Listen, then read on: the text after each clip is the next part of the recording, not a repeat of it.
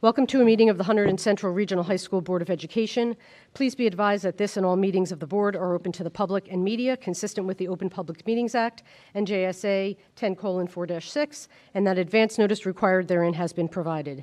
Meeting notice was also posted in the boardroom of the Upper School campus, sent to the Courier News, Star Ledger, Express Times, and the Hunterdon County Democrat, and sent to the clerks of Delaware Township, East Amwell Township, Flemington Borough, Raritan Township, and Reddington Township. The public will have an opportunity to be heard as shown on the agenda. Can I have a roll call, please, Mrs. Spitzer? Mrs. Bloodfeld? Here. Mr. Davidson? Here. Mrs. Duggan? Here. Mr. Fowler? Here. Mrs. Hughes? Here. Mrs. Kellogg? Here. Mrs. O'Donnell? Here. Mrs. Peterson? Here. And Mr. Reimer? Here. Thank you. Can we all rise for the flag salute, please? I pledge allegiance to the flag of the United States of America and to the republic for which it stands, one nation, under God, indivisible, with liberty and justice for all. Thank you. And Ms. Duggan, would you mind reading the district mission statement for us tonight, please? Educational community dedicated to the intellectual, social, and emotional safety and growth of all students. While fostering curiosity and promoting wellness, we aspire to create powerful learning experiences, establish strong partnerships, and serve as contributing members of society. Thank you very much. Can I have a motion to approve the regular and executive session minutes from the March 1st meeting, please? So moved. Second. I have a motion and a second. Is there any discussion? Hearing none, can I have a roll call vote, please? Mrs. Bloodfield? Yes. Mr. Davidson? Yes. Mrs. Duggan? Yes. Mr. Fowler? Yes. Mrs. Hughes? Yes. Mrs. Kellogg? Yes. Mrs. O'Donnell? Abstain. Mrs. Peterson? Yes. And Mr. Reimer? Yes. Oh, yes, motion carries. Thank you. We have 3 items of correspondence as noted on the agenda. I want to point out one, which is the letter from the NJSBA Delegate Assembly acknowledging receipt of our proposed resolution to limit state testing. So we'll wait and see what happens with that. I want to thank Mrs. Peterson again for her efforts in that regard, and Mrs. Cangelosi-Hade. So they have acknowledged it. It's been received and filed. So we'll see what happens in April at the Delegate Assembly. With that, we'll move right into the Superintendent's Report. Dr. Moore? Thank you. Good evening. Happy spring, everybody. 5:24, 25 p.m. We crossed into spring, so that's feeling good. And I've got fittingly some calendar and unspent emergency day things to talk about in my report tonight. But first, following up from Mrs. Duggan reading our mission statement, thinking about this past Friday, we had PD Day with staff. And wanted to talk quickly about that as I was reflecting on a good mission moment for us this evening. I landed on that. PD Day, several important activities occurred across campus. We had a tabletop security exercise in the board conference room in which we were it was distressing, but we were imagining a catastrophic event on campus and not just walking through the series of responses in the immediacy of responding to the event, but also thinking about the following days. What would it mean to bring campus back up to normalcy after a catastrophic event of the worst kind? So we didn't have a great opening, those of us in that meeting, to the day, but we came out of that, I think, all, and I especially very impressed both with Mr. Brandt's facilitation of that meeting and the quality of questions and contributions that everybody at the table brought forth. Mr. Brandt's in the process of gathering feedback from all of that to develop next steps as we continue our work with law enforcement and the county prosecutor's office. So good openings to that conversation for us. I have here, and it'll be available publicly soon. I think it's on for administrative here tonight, but we'll make it public on our website soon. Tonight's agenda includes a draft copy of our calendar for next year for all of you, and I wanted to talk just briefly about a couple of things there. It's not yet final, and there are some things that we still have to place, such as back-to-school nights, which relate to PD days, etc.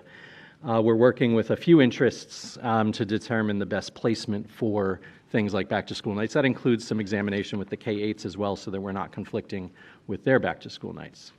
Now, one likely possible change I want to alert you to, on the draft of the calendar that you have, we're looking at a September 1st start for staff, and then the Labor Day weekend and a September 5th, right? 2nd, 3rd, 4th, 5th start for students.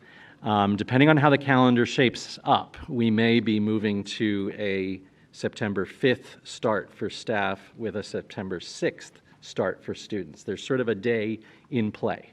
We're sort of lucky next year with some of the religious holidays that we traditionally take or that we're considering taking being on the weekends, so they don't impact our calendar. And I think graduation ends up out on the 19th, which puts it before Juneteenth. So Juneteenth doesn't even then impact our calendar, which is an interesting. I mean, we'll have a day off in observance here on campus, but kids will be graduated and off campus by then. One thing I want to share, and I mentioned this in committee, I might have mentioned this here at this table before, we're going to be doing more with this year's calendar to communicate religious holidays and how students can take religious holidays to be with their families and to be in their faith without it hitting their attendance totals. That's state law. And the DOE every year releases a list of observances. We don't yet have, at least I couldn't find it this morning on the DOE website, next year's list of official observances. But once that's prepared, that'll be part of the calendar as well, with instructions for students on how to take advantage of that if they need to or want to. Now, one thing that we've seen in the past is students didn't even know that that was something that they had access to.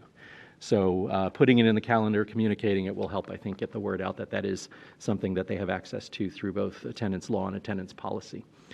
Let's see if there's anything else. Next month's BOE meeting, hoping to bring that calendar to you for final approval. It's due to the state in May, so we have some time. But we'll be sharing a draft of it soon with everybody, because I know folks are looking to schedule out their summer and their breaks and everything. This year, it appears, I'm going to say this, but we may make it through spring with 2 unused emergency days. We haven't used a snow day this year. So I know it's still a chance. You know, we can still go through the rest of March and into even April with some possibility of weather. But this hasn't happened really in some time. I don't know if it's happened in my time here that we've ended up with no emergency days spent. So what happens, of course, and this is a contractual obligation, and it's also it's built into the calendar. There are extra days built into the calendar for us to give those back as holidays at the end of the, well, it's somewhere in the spring. So we like to get clear of any possibility of weather, and then we start to sprinkle them back in. There are a couple different conversations going on with different folks about what to do with those days. The way this year's calendar falls, one of the most interesting ideas that I've heard, and I'm not saying this is what I'm going to recommend to you, but we've been talking about, we have a long weekend with Juneteenth, then we have 2 early dismissal days, then we have graduation. So we have long weekend, Saturday, Sunday, Monday, then 2 early dismissal days, Tuesday, Wednesday, then graduation on Thursday. One of the thoughts is to put the two unused emergency days where those half days are. That would push them into the previous week. So we would have Thursday, Friday, half days as the last days of school for most students. Then we would have a long weekend. We would have Tuesday, Wednesday, then graduation would be on Thursday. So it's a little bit of a head start into the summer. It's an interesting idea that some folks have proposed, so we're going to kick that around a little bit. Other things we've done in the past is pile them around Memorial Day and other such things. So all those thoughts are on the table right now. Social Studies is here tonight with Mrs. Becky Lucas. Where is she? There's Rebecca. Dr. Moore, do we have a student council report? Oh, I'm sorry. Did Yeah. I skip?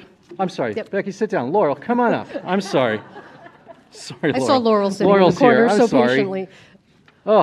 Laurel's going to deliver both our regular student council report. She was also involved with a bunch of other students and some staff in a design meeting that we had since last meeting to continue our development of student representation to the board. And I think we made some real good progress on some next actionable steps. So, Laurel, it's all yours.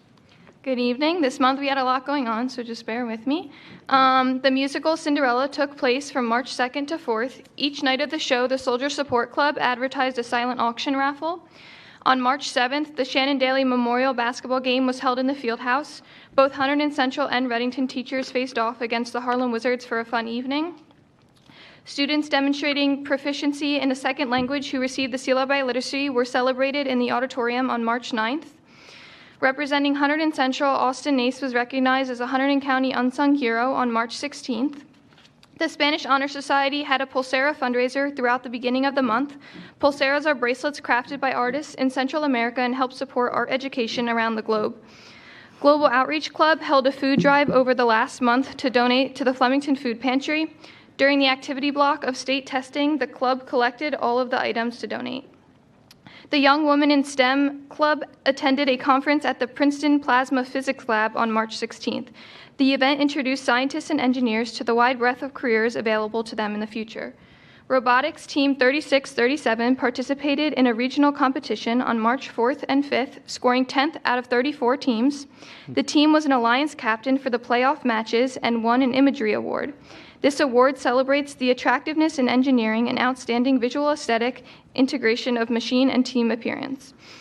The Latin Honor Society participated in the Latin Knowledge Bowl competition at Princeton University on March 14th. The National Honor Society hosted a movie night on March 15th, and all proceeds from the event will benefit the Juvenile Diabetes Research Foundation. The Hunterdon Central Speech and Debate team hosted the New Jersey Speech and Debate League State Championship Tournament this past weekend on March 17th and 18th. HC took second and fourth in the congressional debate. Damian Skalukas became a double state champion this month at the Winter Track Meet of Champions. He won the pole vault and triple jump while setting a school record in the triple jump. The Red Cross Club hosted their final blood drive of the year this month. They were able to collect 51 pints of blood, and their next drive on campus will be in September. Spring sports are underway and began on Thursday, March 16th. While the juniors took part in standardized testing, seniors heard from Alvaro and Sean, burn victims of the Seton Hall University fraternity prank that resulted in a dormitory fire. Students learned about fire safety and gained an overall message of resiliency. The Raritan Township Fire Department was in attendance as well. On March 9th, we had a follow-up meeting for the student representation to the Board of Ed, and members from the senior, junior, and sophomore class are continuing conversations with Dr. Moore, Mr. Brandt, Mr. Cohen, and Ms. Hughes. During our meeting, we designed a proposal about how to go about student representation to the Board of Education. We identified strengths and weaknesses we thought presented themselves in the model and moved on to creating a timeline of what's ahead. First, all club advisors were sent a survey asking them to identify what sector their club belongs in. Some of these sectors included wellness, cultural identity, professional and enterprising, social justice, community service, arts and language, etc. Now our job is to work on planning a summit that we hope will take place early May. As we continue our progress, we hope to share updates with the Board of Education later this spring. Thank you. Thank you, Laurel. Thank you, Laurel. Thank you. Any questions? No. Questions for Laurel? Anything? Busy time of year. Thank you, Laurel.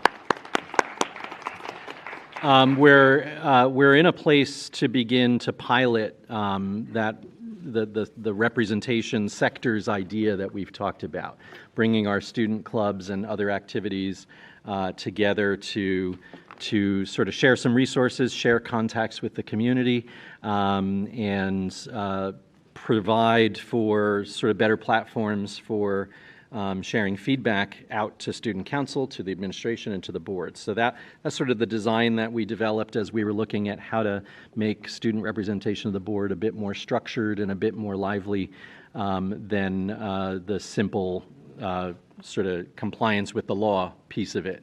And we're looking forward to bringing that to you. Let's see. Now we have Rebecca Lucas. I'm sorry, Becky. So you can come on up, and Becky is our social studies supervisor, and she's going to be talking about some work in the social studies department. We are going to lower the screen. You can stay at the table if you want to. You have a printout. She only has a few slides. You can also move to the front row if you like, but the screen will come down. Ms. Lucas also has a very cute golden retriever named Mabel, right? I do. She's Yes. really cute and precocious. Yeah, she's going through her teenage years right now. All right. So she's spunky.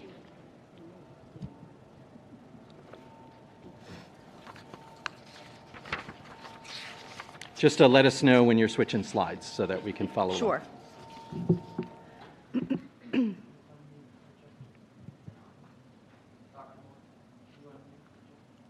Gotta click, yeah. Here we go. We're good. Okay. Is it okay if I do this? I feel bad with my back to people. I know, I just... Hi, everybody, Board of Ed members. Thank you for inviting me tonight to share the work that we're doing in the Social Studies Department here at Hunterdon Central. Changing slides. My slide presentation is very brief, but I have 3 pages of talking points, so bear with me. All right, so our Social Studies Department, we currently offer 23 electives. I take this for granted that everyone knows this, but I just wanted to, I know we have new board members, so I just wanted to share with you that we have a very large number of electives that we offer in our department. Some of the most popular electives that we have are our psychology courses, our honors Western philosophy, our Holocaust and human behavior course, geography, and our econ classes. We do have a very wide range of options to choose from depending on student interest, so they can really forge their own path with the interest that they may have. We also offer 8 AP courses in social studies. We offer AP US History, AP Euro, AP Human Geography, AP Gov, AP Psych, AP World, and I wanted to talk for a minute about our AP Economics program. I'm not sure if anyone is aware, but our AP Economics course is actually 2 AP Econ courses melded into one. So when our students take an AP Econ course, they can actually test for AP Micro and AP Macro. And our Econ teachers do a fabulous job with making sure that our students have everything that they need for those 2 tests in a traditional AP schedule. We also offer our AP US History as a 10-credit course. The first year that we offered that was when we were in hybrid. So we haven't really gleaned a whole lot of data about how our students are doing with an everyday course in AP US History. This year should give us a better idea. We also offer AP Modern World, and both of these courses settle our requirements for New Jersey State graduation. We also offer 2 independent study courses. We also are Research in Archives and Local History independent study, and we offer a summer government internship. Now, both of these courses run through the summer, and they are totally student-driven, and they're driven by inquiry projects or passion projects that our students may have. You may remember that one of our students, Tatiana, she actually was honored at a previous board meeting. She did incredible work on the importance of colonial beekeeping. Our summer ELL program. In an effort to personalize the instruction for our students and meet the needs of our diverse student population, we offer ELL, U.S. History, and Global Studies during the summer. We do this because our ELL students need to have as many opportunities as possible to get their graduation requirements in. Some of them start here later in their years, and our social studies courses are usually the last classes that our ELL students take because the content and the context is very difficult for them. So we want to make sure that we're giving them enough opportunities to get their graduation requirements. And we've run the Global Studies ELL course probably for the last 10 years, and we just brought U.S. History in, and we're probably going to do U.S. 1 as well, or U.S. 2, sorry. Dual enrollment. We have AP Psychology, Western Philosophy, and Honors Sociology that may be taken for college credits, and we're currently working on offering a few more. We're looking at Holocaust and human behavior as a dual enrollment course as well. Our graduation requirements, 2 years of U.S. History and 1 year of World. The folks that deliver our electives and grad requirements in our department are very highly educated and very passionate about their program. Over 88% of our department members have a master's degree or higher. Let's see. Okay. A few things about some of our staff members. We have some staff that have presented at state and national conferences this year. They've delivered PD to other schools. We have a first responder in our department, and we have several educators that serve on our NJEA committees for equity, diversity, and inclusion, and many who volunteer their time advising clubs and assisting students. Next slide. Some of our goals for 22 and 23. Just so you know, social studies is much more than studying history. That's really just a small part of our curriculum. Obviously, if we have 23 electives, what we do is much broader than history. We no longer focus on memorizing. We don't memorize names, dates, or events. We focus mostly on inquiry skills, inquiry practice, and historical thinking. And what that does is that helps students make connections to the complexities of the past and also the complex nature of our world today. Skills acquisition is really what we focus on. And that skills acquisition is centered on on text analysis. And a text can be anything. It can be a primary or secondary source. It can be a political cartoon. It can be a speech. It can be an article, or it can be a screenplay. That's all considered text in our department. So what we do is we employ a historical analysis tool. We titled it HIPAA, H-I-P-A. And this is to support student analysis. And what HIPAA is, it's an acronym. And I think you've probably heard this because I think I talk about this almost every time that I come. This is really the bread and butter in our department. And HIPAA is historical context, intended audience, purpose, and author's perspective. And that's really point of view or bias. Some of our goals for this year, post-COVID, dealing with content and discipline-specific reading and writing. We found that through some PLC work and our Aspen data, we found that our students continue to have some learning gaps. They're having some issues with their gaps in content, and they're also having some issues with some skills acquisition that they need some support in. And here are some of the areas that we've deemed as our goals for the following year. Disciplinary reading and writing. We're finding that students are struggling with this. They're struggling with the speed and the accuracy of their reading comprehension. We're finding that they're lacking in their stamina when they're reading and writing. And I think a lot of that has to do with their technology. We've also found some learning gaps in their historical content knowledge, their time on task, and like I said, their stamina with some of this work. So what we've done to combat some of this is last year we started our Linked assessments with skills acquisition. So this year we're creating content-based Linked assessments that will help our students kind of fill those gaps in and assist our teachers in either using them as a post-unit assessment or almost like a diagnostic, so we can see what our students are missing and what they might need help with. What we've also started to do is we've created a lot more structure around our inquiry work. We want to make sure that we're personalizing our education for our students, but a lot of times students don't have the discipline at the moment to do their own inquiry work without a lot of structure around that. So we've put quite a bit of structure in there. And we've also started doing a little bit more scaffolding of reading and writing in all levels. So we've taken a look at what we might do in our ICR or what they might do in a middle school, and we've leveled it up a little bit for our students, and we've also broadened that so our students have a little bit more support so they can gain a little bit more accuracy in their reading and their writing. Our Global Studies curriculum was the last curriculum that we had to redo with the new curricular changes that came into place in 2020. And Global Studies was a 2-year process, and it just finished up this summer. So you need 1 year of world history or global studies in order to graduate in New Jersey. And our global studies curriculum needed quite a bit of work.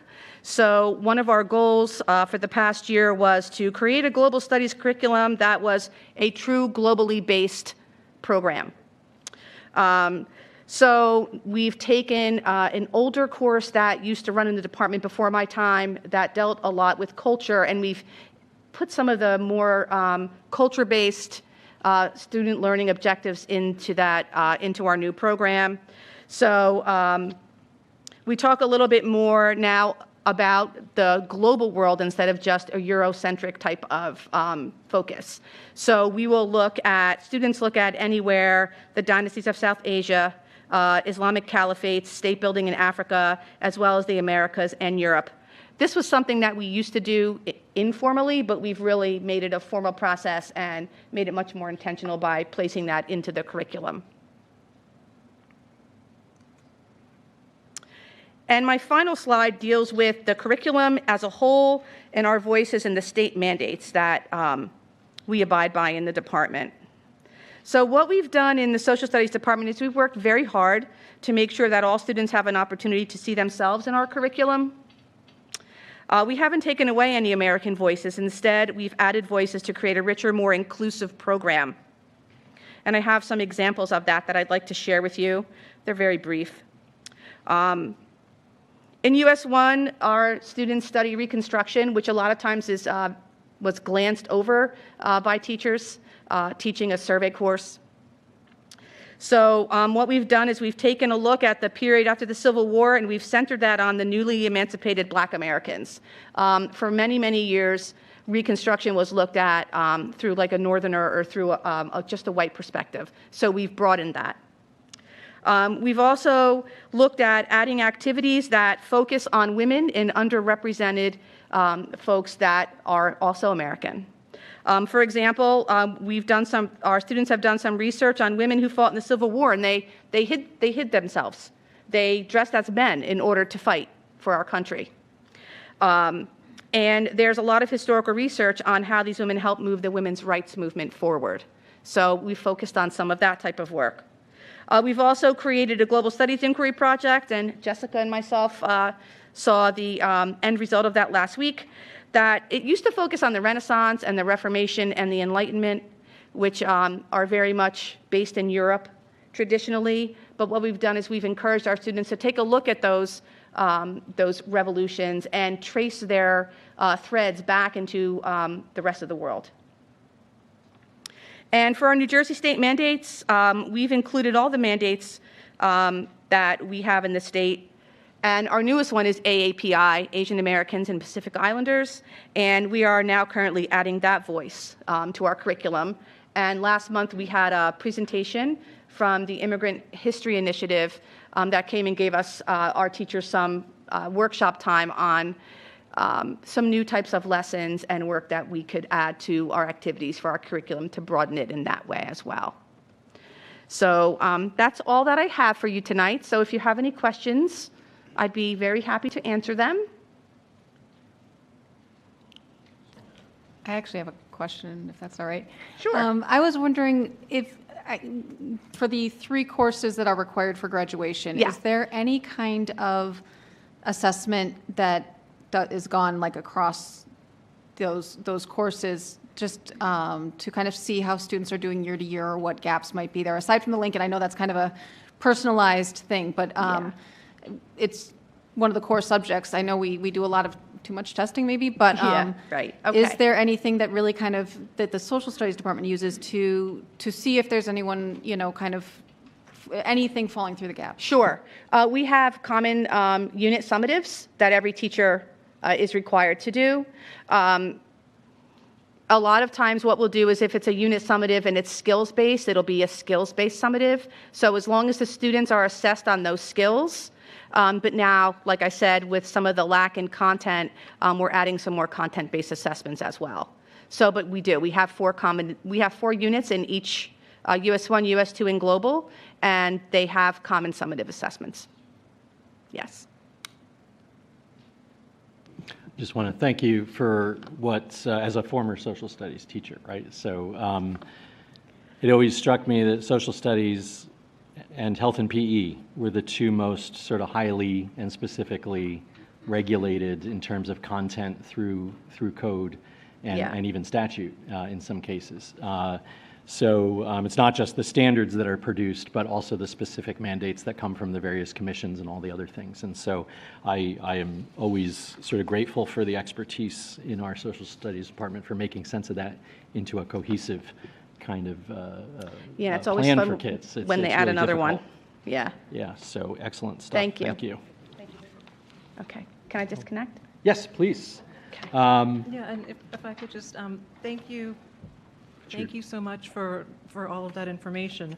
I really loved what you said about we haven't taken anything away, we've added. And I think that's just such a great way to frame it, so. Thank you. Thank you. All right, Ms. Lucas, thank you. We'll give you a Thank round of applause. All right, so now we have let me see, I have a few little items of business, HIB and suspension, and I think we have some organizational items, but we have something important to do before that, and that's our tentative budget presentation. So that's something that Mrs. Spitzer and I are going to wander down to the podium to do together. And I just want to say before we get started, I'm really pleased and just really in awe of the work that Heather's done with the business department to offer what we consider to be a most responsible budget. And I'll leave the headlines to really her in the presentation, and I'll be talking about some things as well, but I'll share as preface that we offer this budget in the context of significant challenges, which you'll hear about, and that includes a nearly $100,000 cut in state aid, which, we're getting late-breaking news we may get some of that money back.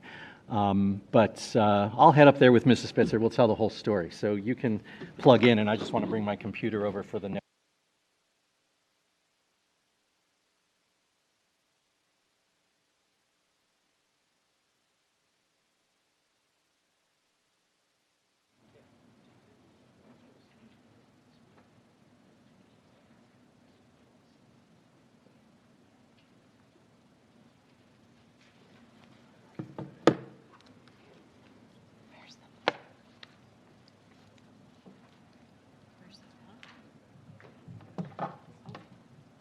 Put it around that side.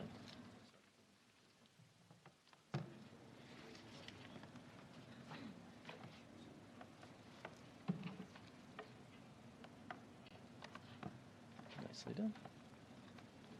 All right. All right. Good. All right. We'll get started. Sure. So I guess we open by just sharing that we're in an incredibly strong position. And I say that fully cognizant of what that's going to do. Some of the decisions we've made in this budget that we feel really confident about, that we feel show us in a really strong position, that we feel give quite a bit of consideration to the future of our programs, our facilities. I'm really proud of this, and I shouldn't take any credit for it. But where it sort of starts, and I'm flipping to the next slide, our mission statement that Mrs. Duggan read earlier that you all read in each of our meetings. We see this all the time. I just want you to know the way this flows, so that from our mission statement, in particular, the three core things there, wellness, powerful learning, and partnerships. Those are the three things toward the end of our mission statement that continue to come back as specific guiding points, guiding lights for our work. These flowed into, and I'm on the next slide with the board budget objectives that you adopted last month. These are the board budget objectives that each year you adopt to guide us in interpreting our mission statement into a budget through the goals that you've set and through the goals that we set through our next steps in departmental analyses and elsewhere, as Mrs. Lucas shared their work with Linkit to determine gaps and what that means for next year. I want to point out the fiscal responsibility piece also, because that's a big part of how we approach the budget through the guidelines and limits, hard limits that we have from the state of New Jersey. Now, we are limited to but I'll share it for the record, we're limited to a 2% tax levy increase each year. And what determines the starting point for that 2% each year, 2% of what, is a sort of a difficult and moving target sometimes in terms of, from year to year. But there's a headline in this because, and I'll share it this way first, it's not often that a district is able to come to its community with a budget that sits below that 2% increase. So I'll just let that sit there for a moment. We'll come back to that thought. In terms of program, in terms of how we think about these things, if you turn the page to that sort of strange diagram, what I want to share here is this represents a framework that comes out of our mission statement that is guiding a lot of things here, a lot of the decisions that we make, and which also guides our decisions about what we prioritize in our budget for future years. So you can see in the center of that diagram are the three elements of our mission statement, those three words, wellness, partnership, three phrases rather, and powerful learning. And as we start to look at how those combine, we've been talking about how wellness and partnership results in an understanding of our equity efforts and the need for ensuring belonging for each of our students for who they are. That led to our care policy, and our care policy is set up, our policy 8100 is set up as a theory of action and a response to that statement, that goal of ensuring belonging. Personalization in the lower left, when we talk about students being well in their learning experience, we're talking about students being engaged. And we're talking about students having highly personalized learning experiences, that their interests and strengths guide them to the courses and the tracks. And so we don't have a track that we want to squeeze kids into. We have instead 26, 25, 28, however many students we have that many separate academic experiences here. So that's a vision there. And then off to the right, service and service learning is something that we're looking much more and more at in this post-COVID era, and how to bring students together with our community members and adult mentors so that they can learn leadership and they can learn service in a way that even some adults today I hear, and I feel this myself, I don't know that I was ever taught really how to do service. It's something that some folks discover and something that others don't, and it's a place in schools to explore that. So we see these as the major thrusts of our work through our mission statement, and the budget flows from these as well. So just to share a few things about that, how this all comes together is in an effort to not just simulate the world for our students inside of four walls, but to reflect that world and offer them opportunities to do real work that adults do. So it's, it's everything from the life skills room, the life skills area that we've talked about for this summer.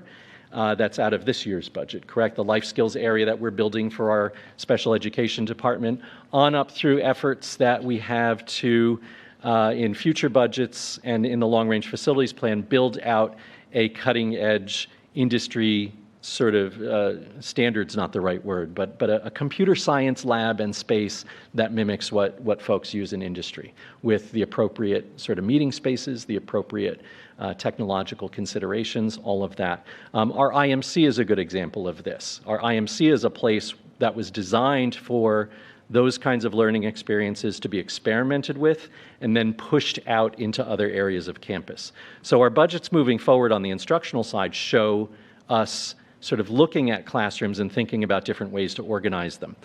This includes other major renovations we're planning for our broadcast space, including both radio and video facility areas. They're already very impressive, but we're looking to leapfrog into some cutting-edge technologies there to unify our media message to the community.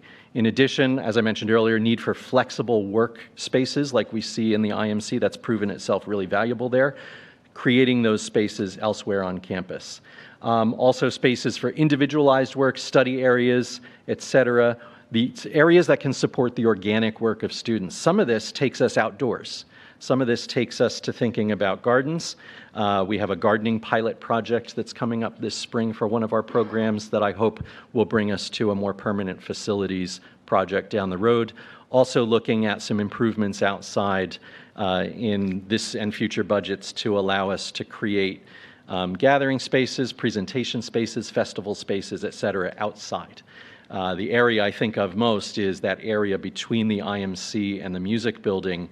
It's an area where, as we host festivals in the IMC, students will come out into that breezeway and use that area when the weather's nice to continue their celebrations. We can do a project, a facilities project in that area to create more support for those kinds of events. Performance areas, better seating areas, et cetera, out there. So we're looking at a lot of things to support student life and student ownership over not just their learning, but their celebration. The efforts in this budget and future budgets to impact wellness as well, and the key thing here is developing more spaces to help students feel more and more at home. We've long sought to address a really strong difference between our 9-10 house office and the 11-12 house office. The 11-12 house office in this building right across the hall is set up in such a way that you can enter more privately into counseling, or you can enter into the hustle and bustle of the House office. The 910 office is a much more traditional main office. So with some shifting around and capturing some new spaces, opening up some other spaces, we can imagine a different layout so that students have access to counseling separate from, again, the hustle and bustle of the main office. Make that a space that's more inviting and welcoming for students. We hear that from students a lot as a thought. Safety and security, always on our minds in this budget and moving forward. We have several projects, expansion of various things, cameras, et cetera, but also the mid-campus entrance. We have 4 major entrances on our campus. We have the fountain lot entrance up at the top of the 910. We have the IMC entrance. We have the front entrance here by the Commons. The 4th is that mid-campus entrance leading up into the 910 building. It's, especially when we have events out on the field, that's a major entrance and exit for folks into our building. That's an area where we have a project envisioned to create a full security entrance there rather than just sort of the makeshift security presence that we have there now. So like our other entrances where we have multiple doorways and check-in counters like we did in the IMC, we'll have that at the mid-campus entrance going up into the 910 building too. Now, imagining, again, the education that supports all of this, some of the things that we're going to continue to work through that are going to need staffing, professional development, curricular design, all kinds of support in this budget coming up. Magnet programs, we're going to continue to build out our magnet programs as we've started. So our computer science program, our biomedical biotechnology program, our robotics program, we want to continue to add to that list with cohesive programs of study for students who have identified those sparks of interest early on in their high school career. Those won't be the only ways to personalize, but for students who are ready to jump into that sort of commitment, we want those things there for them. Dual enrollment, continuing to support the growth of our staff capacity to teach in dual enrollment courses. And one of the most important figures here, we've gone from 15 to 45 dual enrollment courses in just 3.5 years. These are courses that students can get college credit for at the same time that they're taking the course here with one of our staff members. So that's exciting, and we work with multiple colleges on those. That's a staff-intensive proposition, though. Staff have to have certain training, they have to be at a certain level in their education, so the budget has to support staff growth in those directions. Learning acceleration also, the fiscal impact that we have right now from our learning acceleration and gap closing efforts, we've had ESSER, federal monies to support us in closing gaps. That's going to dry up in the next year, year and a half. So those efforts need to shift into our budget. And we're beginning to place technology and other systems, rethinking whether even Aspen is the right platform for us to be able to put us in the best position to collect all the data, report on all the data, put the data at teachers' fingertips and at counselors' fingertips so that they can make data-informed decisions. And finally, of course, professional development, curriculum writing comes along with all of this. Writing the programs, imagining what our in-school suspension program looks like by putting it in the hands of the experts who work with our students day in and day out to design. That's the stuff that helps grow the capacity of our staff. So in a snapshot, really, that's sort of how we continue the work of growing our mission through a framework toward action on the ground. And where we have, for equity, we have our care policy. For personalization and service learnings, we have that kind of work to do together. What is the board's guidance to us in terms of personalizing our program for our students? And what is the board's guidance to us in terms of service learning for all of our students? That's more than just counting hours. What does real service learning look like? So next slide, what is a budget? I'm going to turn it over to Heather in a minute for all the nuts and bolts and numbers. Financial plan. Okay, so in a textbook sort of dictionary way, a budget is the plan that we develop to maintain, deliver, move forward. But again, we're doing it through the context of mission, of framework, and of policy, always. And the budget process, where we are now, It actually starts to move very quickly from November, and I won't read all of this through, but the moment we always wait for is the governor's budget address. From there, like 2 days later, we get our budget figures, and then we're off to the races to put the budget together. And it's a lot of blood, sweat, and tears from Heather's office and Heather to do that in short order in order to present in our committees the detail of our tentative budget and then get it ready for your approval. Now, you are not approving, we're not asking, rather, for you to approve the budget tonight. What you by voting on that motion will do is authorize us to submit it to the county office for feedback. Then it comes back to us. We might make some adjustments. Then it comes back to you for budget hearing and all of that process further out in the spring. So tonight is just the preliminary budget. And again, as we were sitting here tonight, we're getting news breaks about some increases in state aids that will only be even more welcome for us, although there's a catch to that I'll share. Challenges. I'm going to turn it over to you to start talking about challenges and what that all looks like. So on the next slide, you have the challenges. Thank you, Dr. Moore. Thanks.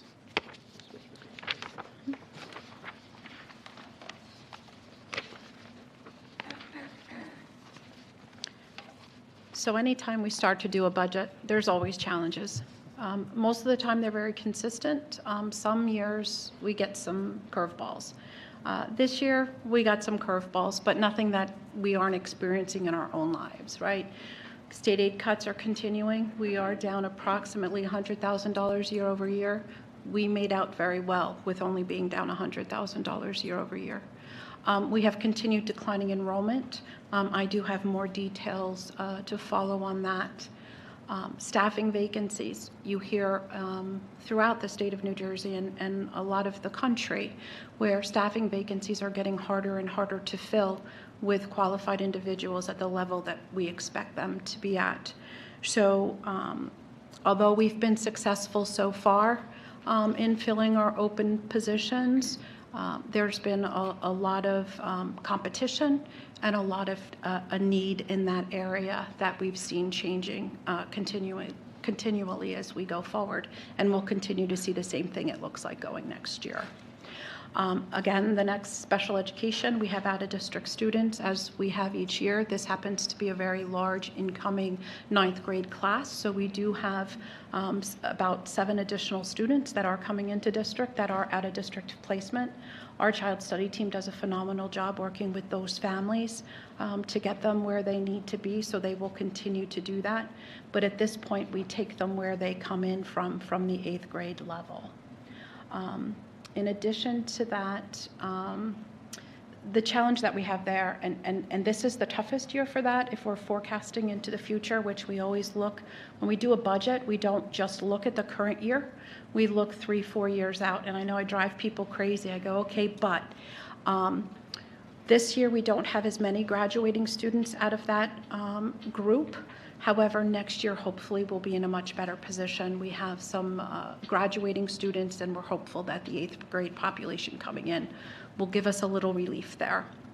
Another interesting enrollment, and this is something I will discuss shortly in more length, is as we talk about magnet programs and we talk about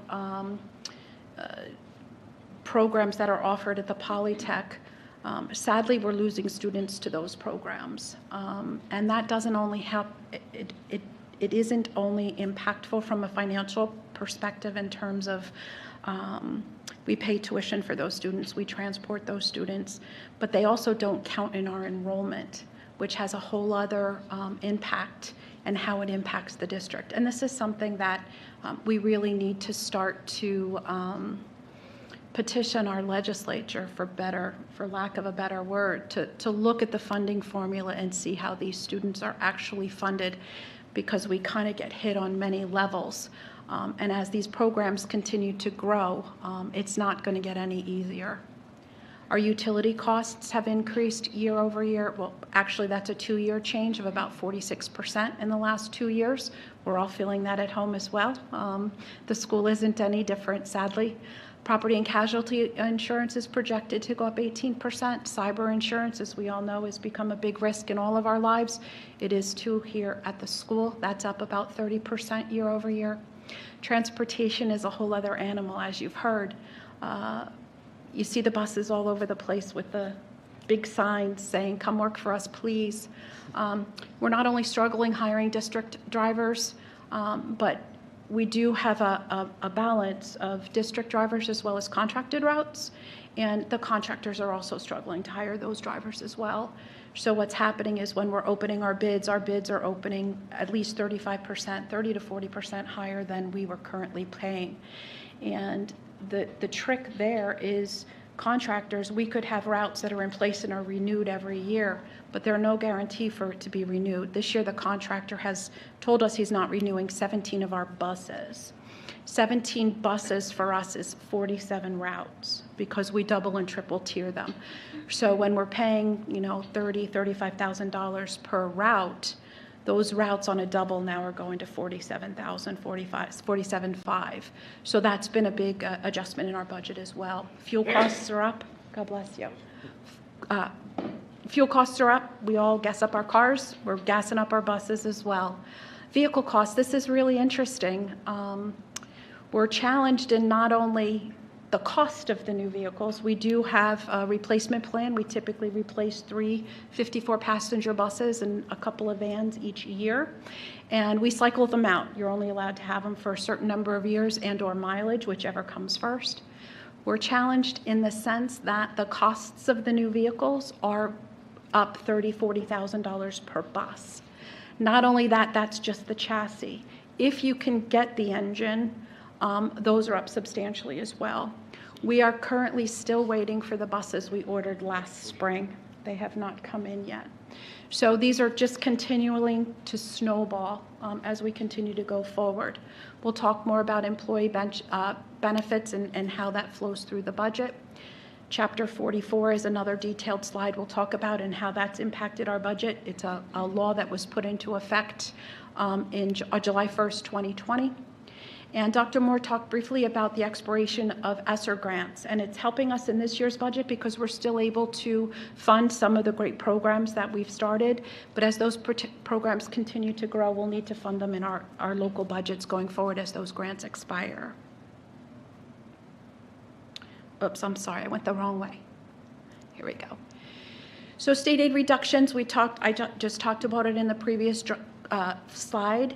Over the last 6 years, we've lost $1.1 million in state aid. The only way to make that up is obviously to either increase your revenues, decrease your expenditures. One of the increases in revenues is your tax levy. So even though that's capped, if you look at that number, our tax levy increase for this year at 1.8%, we didn't budget to cap this year, is $1,047,000. That's more than one entire year of an increase in budget that we've taken over the last 6 years. So it's pretty substantial. It's a decrease of 19.28% based on what our state aid was in 17-18, 6 years ago. Our enrollment is declining as well. These are it's one of the challenges that we faced in terms of programs. So in 14-15, we had 2,977 students. And the actual number for 22-23, based on our ASSA data, was 2,432 and a half students. Yeah, we do have half students. It sounds silly, but we have a shared program with the vocational school. And we do the academics here, and they may do the vocation there, and they do count as half towards our enrollment counts. So if you look at these numbers, what we did also, too, is sadly, as the enrollment declines, it also has to affect staffing, right? So it's a little different at a high school level because there's a lot of electives. When you're in an elementary school or some of the smaller, the younger grades, you have sections, right? If you have 3 kindergarten classes and if you only have enough for 2, that's pretty clear. In a high school, it works a little differently because you have all kinds of electives and opportunities for students to select classes. So it takes a little while for the staffing to kind of roll out and to come into line with the enrollment. There will be more of that this year. If you look over the last I think it's 9 years, we're down 544 and a half students, or 18.29%. 5.5%. However, our staffing is up about 20 staff members, or 5.34%. And those are instructional staff members, as well as related services. So you'll see as we continue to talk about the budget is being presented tonight, there will be decreases in staffing, mostly through attrition. I presented this slide just to kind of give you an indication of the levels of students we have coming and going. So this is the actual enrollment actually we're projecting for the 23-24 budget. But if you look at this, you see that our incoming 9th graders are substantially less than the 12th graders that will be graduating for next year. So potentially we have a concern going forward. The more kids, if we graduate more than we bring in, our enrollment's just going to continue to go down. The other little thing that's a little tricky about the 9th grade class, this comes from the ASSAs of all of our sending districts. And that does not take into consideration students who may enroll in the academy programs at the Polytech. And those have a direct one-to-one impact on us because they don't count in our count at all. As I talked about earlier. I think the next slide details that a little bit better. We talked briefly about I have additional special ed students coming in, which causes our out-of-district tuition to go up a little bit, and some of them are fragile, so we have some additional costs that are going to go with them as well. There is a little bit of a relief, it looks like, in the next 24-25 school year budget, but we don't always know about our 8th grade population coming up. This is the one that's interesting. So Polytech has academy programs. Is it considered Magna? Is that what they call them? So as we try to deliver or develop Magna programs here and have robust offerings, they also have the same programs. So for the 23-24 school year, I'm anticipating 105 students. That number comes from watching the trends, how many 9th graders are going into these programs, and then about how many 12th graders are going into these programs, or graduating from these programs. And if I look at the trend, in 18-19, that was a very early part of the Magna programs at the Polytech, and we had 28 of our students enrolled there. I am projecting in 23-24 we're going to have 105. It's a difference of 77 students, or 275% increase over the last 6 years. So you can see as these programs develop, the state needs to do something in the way that we're funded for them. There are students, we're paying to educate them. However, we're not getting credit for them in our calculations for state aid. The money's not following the student. So some of the things that hurt here is the big piece is that they're not included in our enrollment, which means it drives down our state aid. It also drives down our adequacy calculation. The district is responsible for transportation costs. These students are going to North Hunterdon and Voorhees and Huffman's Crossing, I believe, and Bartles Corner. So they're really, we're having to put more bus routes in place to transport these students from their home district here to basically out of district. We are anticipating having to add another bus next year because the enrollment has changed so significantly. In addition to that, as I mentioned, it also impacts our adequacy calculation and how the regional tax allocations are pushed out to each of the sending districts. If you're a Reddington family and you have a Reddington student going to one of the academy programs, that student doesn't count towards your enrollment. Therefore, your tax allocation calculation becomes a little different. In addition, with all of these things considered, these students, the tuition is about $10,000 a year. This year, I think it's $96.71. But overall, these students cost us probably about $80,000 to $100,000 each. And it's not as clear as we write a check for tuition. It's all of these other things included as well. So again, this is not necessarily Academy's problem. It's a state funding problem. And the only reason we don't get to count them is if this program was in Somerset County or Warren County, we'd count them. But because it's a Hunterdon County program, we don't get to count them. I also have 3 students attending Somerset County. We get to count them. It's just an odd anomaly in the way that the funding formula is calculated. This is another wonderful thing that was put, I say that sarcastically, that was put in place, and it had great intentions. And it's one of those things where a law is passed in Trenton without understanding completely how it's going to impact us at home. The intent of this program, it's called Chapter 44, and those of us familiar with how health benefits are calculated and how employees' contributions are calculated, the prior law was Chapter 78, and Chapter 78 put a very large percentage as the responsibility for the employee in paying a contribution towards their health benefits. And it's based on their salary and a percentage of the cost of the premium. So there's been a lot of pushback on that. So what the legislature decided to do was we will put in place a less robust plan and offer it to you as part of the package. All districts have to have it, and we had to have it in place before a certain date, and it's called EHP or GSP. EHP is the Employer Health Benefit Plan, or Health Plan, or GSP, which is the Garden State Plan. And the goal of these were, you know, for some people who didn't want a real robust plan, the cost was supposed to be less, and in exchange, instead of it being a percentage of the premium, it became a percentage of your salary, and a much smaller percentage. So it sounds really good on paper. It sounded probably really good when they passed the legislation, because what the caveat in the law says is for every dollar that you save on these new plans, it has to go back to the taxpayers in tax relief. So when we talked about that tax levy, if we had a savings, that would have reduced last year's tax levy. So you would have been given it back in the current year. We wouldn't have been able to budget to 2%. We would have been able to budget to somewhere less, depending on what we had to give back in the prior year. And that's great. What a great way for tax relief. The sad thing is it doesn't work, and let me tell you why. The result of this is that when they developed the plans, they weren't a lot less robust. So when we started to get the pricing on these plans, they were coming in very, very close to our legacy plan. So we weren't saving on the premium side. However, employees were saving on the contribution side because that's written into the law. So what was expected to happen is as employees' contributions were decreased, the premium was supposed to decrease, and we should have had a savings.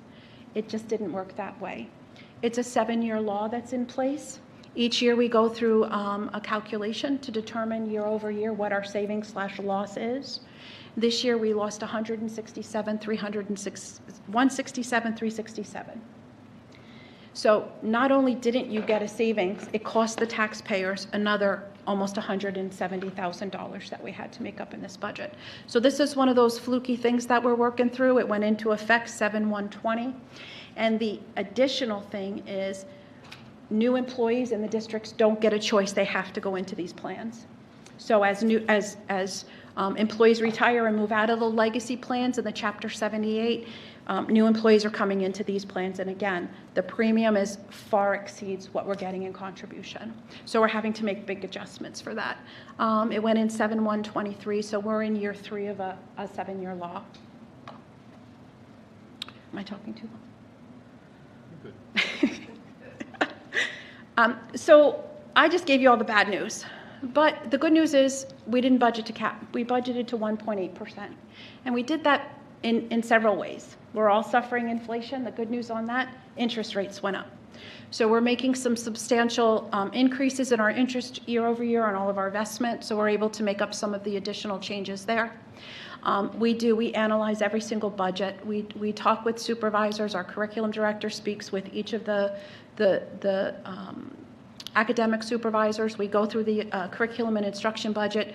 We've been able to recoup some of the money because we've been able to push new programs out to the grants, which again are going to expire next year. That's going to be more of a challenge than it is this year.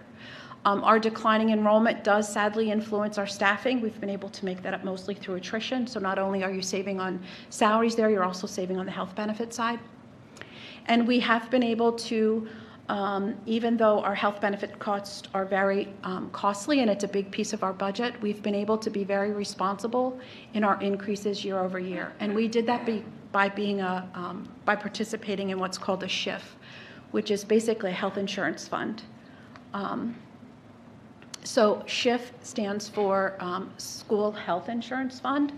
We applied to get into that program 1/1/21. We were accepted because we have a great experience rating, and we are a healthy group, so we were attractive to go into that group. So effective 1/1/21, we were able to go into that program.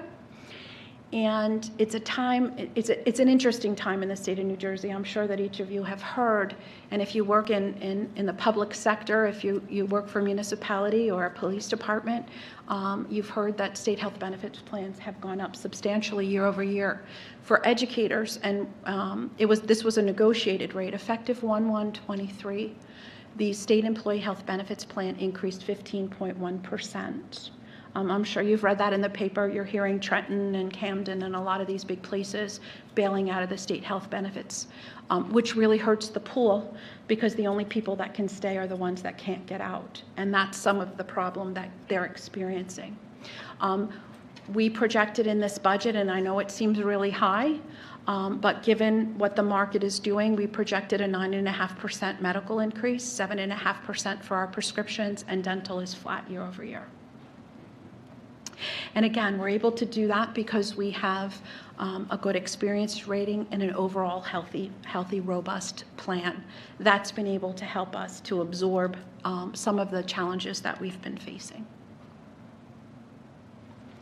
So when we start to talk about where does the money come from, sadly, 74% of it comes from tax levy. In a school system, we don't necessarily have an opportunity to raise revenue. Sometimes it's easier at times to make widgets. You can, do a cost-effective kind of thing there, but we educate students. So whether we have one or whether we have 2,000, there's an economies of scale, but most of the money is going to come from tax levy. The biggest piece of that is because we are not funded appropriately based on our funding formula. Our local share, our state aid is about 5.76. I got to look smaller. I can't see. I'm so sorry. You got it, 5.76. So 5.76% of our budget is what's coming back from the state of New Jersey, whereas almost 74% is local tax levy. Capital reserve is a number. You see that looks like a big number this year because as we'll talk about that a little bit later. Capital reserve is a planning fund. You'll see us talk about projects. Dr. Moore was talking about future projects and the types of things we're looking forward to doing. And we do have a list of projects on our schedule going into next year's budget. The 13.25% sounds like a big number, and it is a big number, but it doesn't impact taxes because it comes out of one fund into the general fund to be able to do the project. If the project comes in under budget or we don't do the project, it has to go back into capital reserve. It doesn't get commingled with funds. So it's almost like its own separate little entity that we work with. Special revenue fund is something I call Fund 20. Those are our grant funds. Very small, but again, it doesn't impact really the budget because we can only spend what we receive. So we call it ESSA funds. So they used to be the old title funds, Title I, Title II, as well as the IDEA grants. So those are things that come through every year, but they're really tiny compared to the entire budget. The federal aid is we do get some reimbursement for students who are eligible for that in the special ed population. And that's only about $26,000 a year. So this is really what it looks like year over year if you're interested in the numbers. You'll see the first number is a budgeted fund balance that comes through my audit at the end of each year. So it's up about $365,000, and that was by purpose. That was, again, seeing the future, seeing what's happening with our state aid and taking a look at what we can do with existing funding going forward. The local tax levy is going up 104.2. Which again is 1.8% of the prior year tax levy. We did not have an adjustment for Chapter 44 because it cost us money. It didn't save us money. The other, and you'll see a big jump here, this is where our investment income rolls through. So these are things, we have some tuition students in the district that are up, a couple of students year over year, but the big piece of that is the increase in the trend of our investment income. So we are able to do some good things there. State aid, you'll see, we talked about it, is down $98,000. And federal aid, that's the semi I was just talking about. They actually give us that number to work with, so that's down. So overall, our general fund budget is up 1.781 year over year. Special revenue fund is Fund 20. It's up about $24,000 year over year. Again, they give us that number. When we get our grant numbers, we apply for that, and if it's not that number, we don't spend it. So that's a little misleading. Now you'll look at this capital reserve withdrawal. This is the projects that we were looking at. These have not been finalized. We are still looking to continuing to fine-tune those types of things. And there is a list of them, and we'll talk about them in more detail as we go a little further along. That was the revenue side. We're doing fund accounting, revenues equal expenses. So all of those types of things we're going to also have on the expense side in the same dollar amounts. But this is just to give you an idea of some of the things that roll through some of the programs. So we have regular and instructional programs. Those are your gen ed programs, including teachers, supplies, classroom supplies, and those types of things. We have education, special education programs. We have instructional support services, which includes our library, counseling services, health office, curriculum supervisors, and professional development. Our administrative expenses roll through superintendent's office, principal's office, human resources, business office, and information technology. I always joke at this point, this isn't just the superintendent's salary. I know everybody looks at that line and goes, are you kidding me? Our Wi-Fi goes through, our insurances go through there, our legal goes through there. So there's a lot of different things that roll through these lines. It's not just administrative salaries. Operations is maintaining our plant, so it's maintenance, custodial, grounds, and security. That you'll see a $778,000 year-over-year swing. A big piece is due to electric and insurances. Transportation, we talked about that a bit. And then the next section is employee benefits. Those are our FICA, our pension contributions, our tuition reimbursements, all of those things roll through benefits.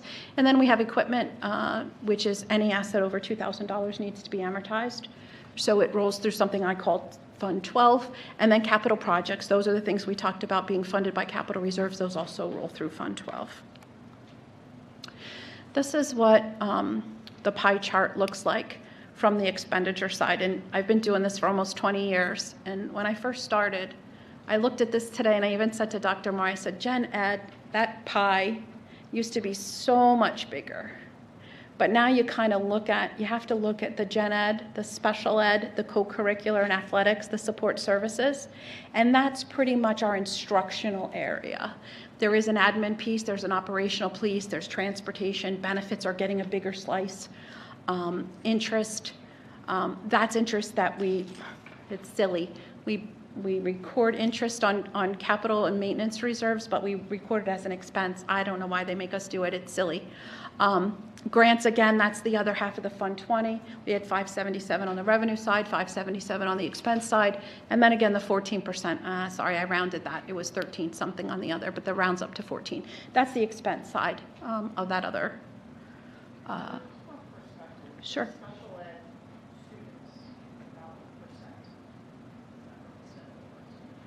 They're about 17 to 18% classified. 17. 17. Yeah. Now, not all students. Yeah, sorry. Yeah. So special ed classification rate here is about 17%. Not all students in special education require costly services. Mm-hmm. So that 11% of funds is not proportional to each student in special education. Some students are require much more costly services than others. Many of our students are in general education programs with some staff support, so they don't have as much impact as a student who might be going to an out-of-district school at hundreds of thousands of dollars each year for a single student. And that special ed number isn't necessarily just the tuition students. Those are also services that are provided for students that are in district. So we have a behavioral program, we have an autistic program, those roll through there. So speech services, one-to-one aids, and what goes through my head is I'm going to start regurgitating accounts, which mean absolutely nothing to you. But it's not only just tuition in that special education, okay? So I apologize, that's a little misleading.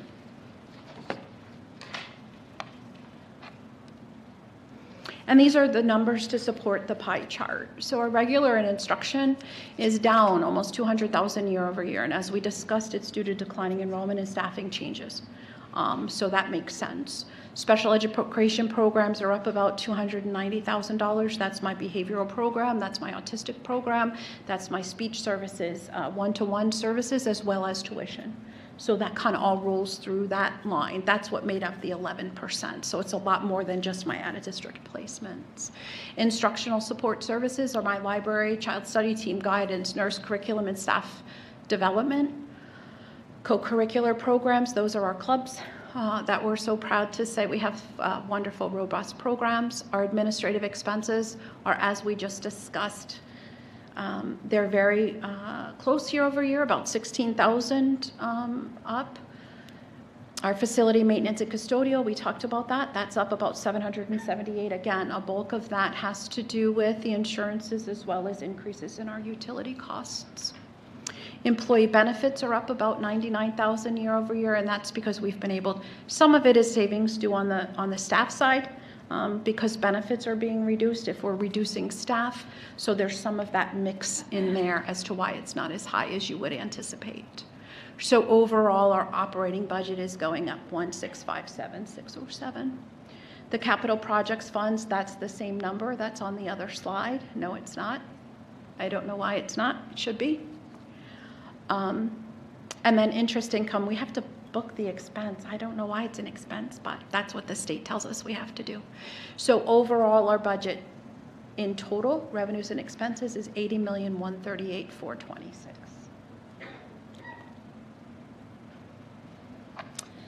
This is a Jimlyn slide. Jimlyn was my predecessor, and she always used to say we're in the people business. 77.1% of our budget is directly associated with employee salaries and benefits. So that leaves 23% for everything else. So you can see how it's a little difficult sometimes to finagle things. Can I just ask a quick question? Sure.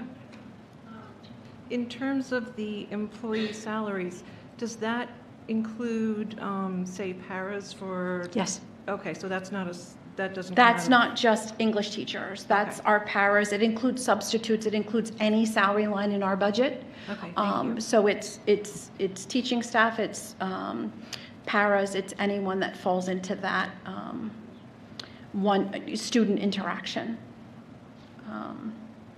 category, if you will.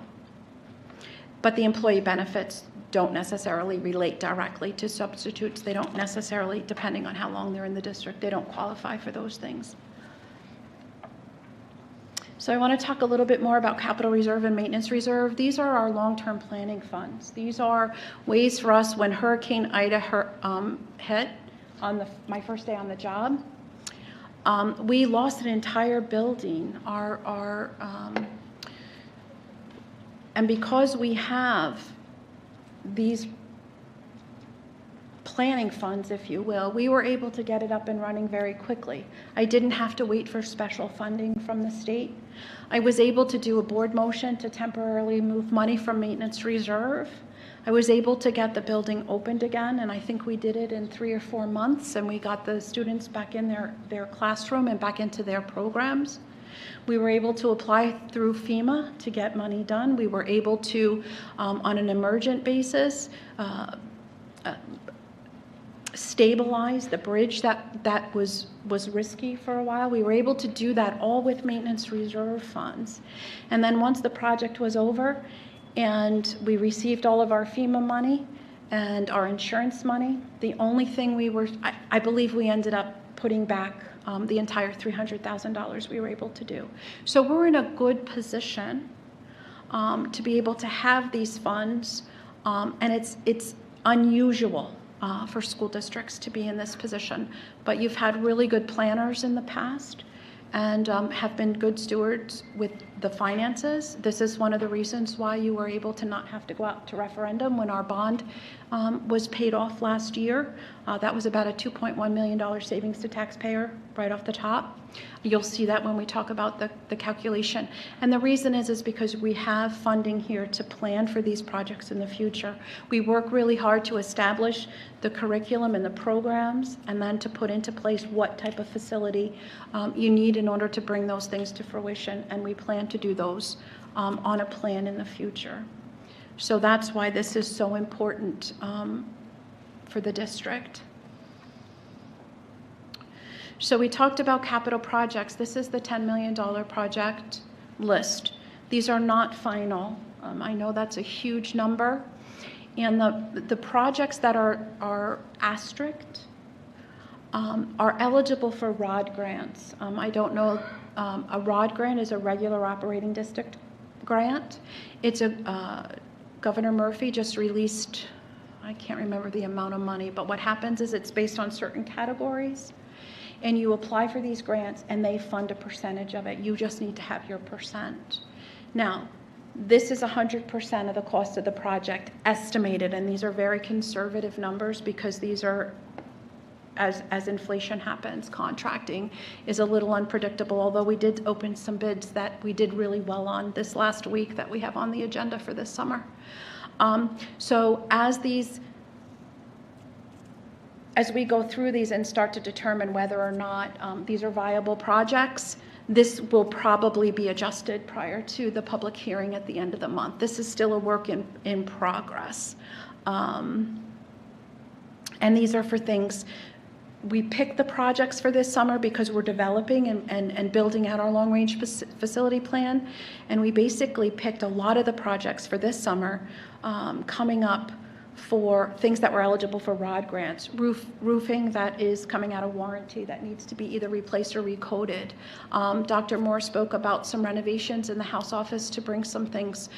That has been on in the past, and we just couldn't do it within the space we had, and we've been able to find additional space, so we've got this on as well. But most of this has to do with ROD grants and taking advantage and leveraging the state money before we leverage our own. So overall, the moral of the story is we're allowed to budget. The law says we can budget 2%, not to exceed unless we have adjustments. This budget is proposing a tax levy of 1.8%. The difference is $115,835. We don't lose that money. What happens, it goes in something called a banked cap, and we have 3 years to be able to use it. So if something crazy happens next year with the state aid, we have this as an option to be able to pull from if we really need it. But we have 3 years to determine what that's going to be. And this is simply the 22-23 tax levy was $57,917. This year it's $58,959. The year-over-year change is 1.8%. Tax rate calculation. We're a regional high school. It's a little, I'm going to do my best. The calculation is a little confusing. Most of it's dictated by the numbers that come from the state. But basically what we do is we take the equalization and the enrollment. We then calculate a percentage. That percentage by municipality is then applied to that $5.8 million. And that becomes the portion that's due from each of the municipalities. And then in order to get the tax rate, we take the ratables by each municipality that's provided to us by the tax office to get a tax rate. And then to make it a little bit more user-friendly, I just reflect it as per 100,000 of home value. So you can kind of say, okay, if I have a $200,000 home, I could just double it or triple it. This is what the table looks like for equalization and enrollment, and I don't want to go into this super deeply. I'm willing to give it to anyone who wants it, and I did an exercise with a gentleman. It was good for both of us, I think. But basically what happens is the equalization comes from the state, and that's the calculation. You heard me talk about equalization value and how some of those kids don't count. This is where it's important. Then the elementary enrollment comes right off the ascending district's ASSA. That's actually their enrollment for K-8. Then the regional enrollment comes off of our ASSA. Those are students that are actually in our coming from our sending districts. That number is a little different than the number I showed you earlier because we do have tuition students in our district that don't count here. And basically this is just it's just mathematics, right? It does the elementary, it's silly, but because we're regional, but it's taking the elementary, the 374 divided by the 1.027, and you get 72.55% of that particular levy goes to the elementary school. So then it's doing subtraction. I do it the opposite. I take my 141 and divide it by that, and then I get my difference. But the regionalized equalization is $282,000. So what it's doing is it's taking that number as a percentage of the 141. So Delaware Township has 7.8608319, and they do drill down to that level, percent of the 58 million we talked about allocated to them for next year. And so you can see I get total to 100%. It's just a bunch of numbers, and it's just difficult for me to explain. So if anyone has any questions, I'd be more than happy to go through the exercise with you with all these slides. This is basically the end result. And I'm showing you a 2-year, year-over-year change because we have a good story to tell. Our assessed values, I'm going to use Delaware Township only because it's the top line. So as of 22-23, their tax rate per $100,000 of assessed value was $555.10. For the 23-24 budget we just prepared, it's $570.47, a difference of, skip a column, $15.37. The reason I have the other column there is because the first year went down $54.30. So Delaware Township's 2-year change, they're still down $38.93. And a big reason for that is because of the debt service that we paid off and didn't have to go back out for referendum. So we're still reaping some of the benefits of that in the next year's budget. So somebody from Reddington is going to say, but what? This is what's happening in Reddington. Merck challenged and the town lost. So your ratables went down year over year $21 million. It's going to drive up your tax rate. You got a lower base to calculate on. So sadly, the change from 22-23 was $11.48, and that had to do with enrollment more than anything else. The big change this year is due to the ratables, due to the settlement with Merck. So for the current year, Reddington's taxes are going up $8.57 per 100,000 of assessed value. So where do we go from here? Hopefully we'll adopt a tentative budget to submit to the county office this evening. I'll submit it to the county office for approval tomorrow. The advertised budget has to be in the paper no more than 4 days prior to the public hearing. The public hearing will be on April 24th. Hopefully then we'll adopt the final budget. And then there's requirements to post user-friendly budgets and all of the communication to the website. And then we have until May 18th to certify our taxes with the County Board of Taxation. I think that's all. Right. Any questions? I don't have a question, but I just want to again thank Heather and her office. Year after year, I am just blown away by the work that is put into this budget. Absolutely deserves a little applause, and very grateful. The budget was easier than doing this presentation, just so you For know. you, yes. But we are very grateful for all the hard work of you and your office, so thank you for that. I'd also like to thank you for all your work. Thank you. I know it's a big job, and I think coming in under the 2%, given all the challenges this year, is a really big accomplishment, so thank you for that. Just a couple of quick questions. One with the Polytech students, and you mentioned the need to petition our legislature. Have we started that process? Because I do agree it's kind of ridiculous that we get all the expense and we're not getting any of the benefits. Right. So- So I can tell you that I've been in conversation with other high school BAs in the county, and there was something in the works with one of our legislature prior to COVID, and then COVID kind of threw everything up in the air. So now as we're all starting to see these programs expand, and they're wonderful programs, it's just we need to somehow get credit from a state aid perspective for those students as well. I think there needs to be more conversation, and I think we're about ready to go ahead and push to get back in front of them and see what we can do. So yeah, that's been especially, like I said, we were very lucky with what our state aid number came in at. I anticipated a higher number. I think it's because that was the equalization number that they projected for us, but other schools in the county weren't as lucky. And schools much smaller than us. And these Polytech have a clear impact when you can't include those students in your state aid calculation. They come out completely. And a high school student gets a higher weight than an elementary student. I think it's 1.1%.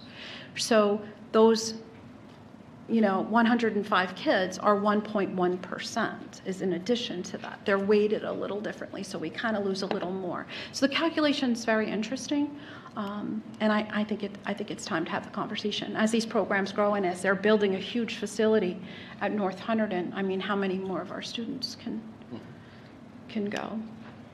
The other question, I know we've talked a little bit about doing a demographic study, which I know we haven't done yet, but just looking at the numbers that you're getting from the sending districts, do you have any sense going out like 5 years, are numbers, have they stabilized with new developments? Are they going up or are they continuing to go down? I just had a teacher ask me this question today. What's up with that? I can tell you I analyzed really the 8th grade. I haven't taken a look down because I was trying to finish this task. We are contracting with a demographic study really soon. Actually, I probably should have already done it. That's going to be part of the major amendment to the long-range facility plan. That kind of has to be done. You hear Flem Raritan say that their enrollment's going up. I think it's starting at a much younger level. We're not going to see it for a little while. I'm projecting 619 kids coming in as 9th graders next year, and we're going to graduate 650. So I don't really see, and that number doesn't include anyone that might actually enroll outside the district. So it doesn't look like we're going to get a big push in the near future. I know there's a lot of development going on. Whether or not that equates to students at the high school level is undetermined, and when that happens is the other wild card there. May not be immediately. They may be young families that are going to come up through the system. Could I ask, so in the capital reserve projects going forward, I know we've heard from students here at meetings about accessible, fair, safe, changing facilities, and gender-neutral bathrooms that we don't have enough of for some of our students. So where do we add that in? So, and I had that on my notes earlier, and I apologize, but accessibility and availability of gender-neutral facilities, all other facilities for students who want them, that's in our planning. There aren't ROD grants or other state money available for that in the way that we have for other projects, but definitely, as we move forward, we have to figure that out. The difficulty is, of course, and we've talked about this before, those are tough projects to do, to add to the facility because of the plumbing and all of the extra sort of considerations they have. But we're gonna begin to put those together and offer those to you as projects. Just know that those are tough ones. Those are tough ones, but we have to be committed to that. Yeah. Thank you. And as well. Yeah. As we're working together as an administrative team, it includes our facilities folks, and we're building we're at the end of our existing long-range facility plan. They're usually 5 to 10 year plans. We're very lucky here that we're able to stay on a continual program, if you will. So because we're at the end of those plans, we're really early in the planning stages for those types of things. We've had discussions in terms of, first you have to identify where they're going to work, where there's another location where we can, take some of the plumbing from, or where they're going to fit in location. So we've already been walking through. We walked through with the architect to try to identify some spaces, and those things will all be coming soon. You won't see them next year, and the reason is we're always a year ahead. The projects that we're doing this summer, we actually budgeted for in 22-23. So these projects will be done in the summer of 24 and after. So, and the reason they were selected in large part was because we didn't have a finalized long-range facility plan, and we were able to leverage some of the state money for the ROD grants. So they are coming, and they will be put in priority order. It's just that identifying the space, we're really early in that program. But they're on the list, if you will. That's good to hear. Yes, definitely. And I just also want to thank you for all this work and for the presentation tonight, because it's a lot, so thank you. Thanks. Thank you, everybody. Thanks. All right. Mr. Pye, if you want to raise the...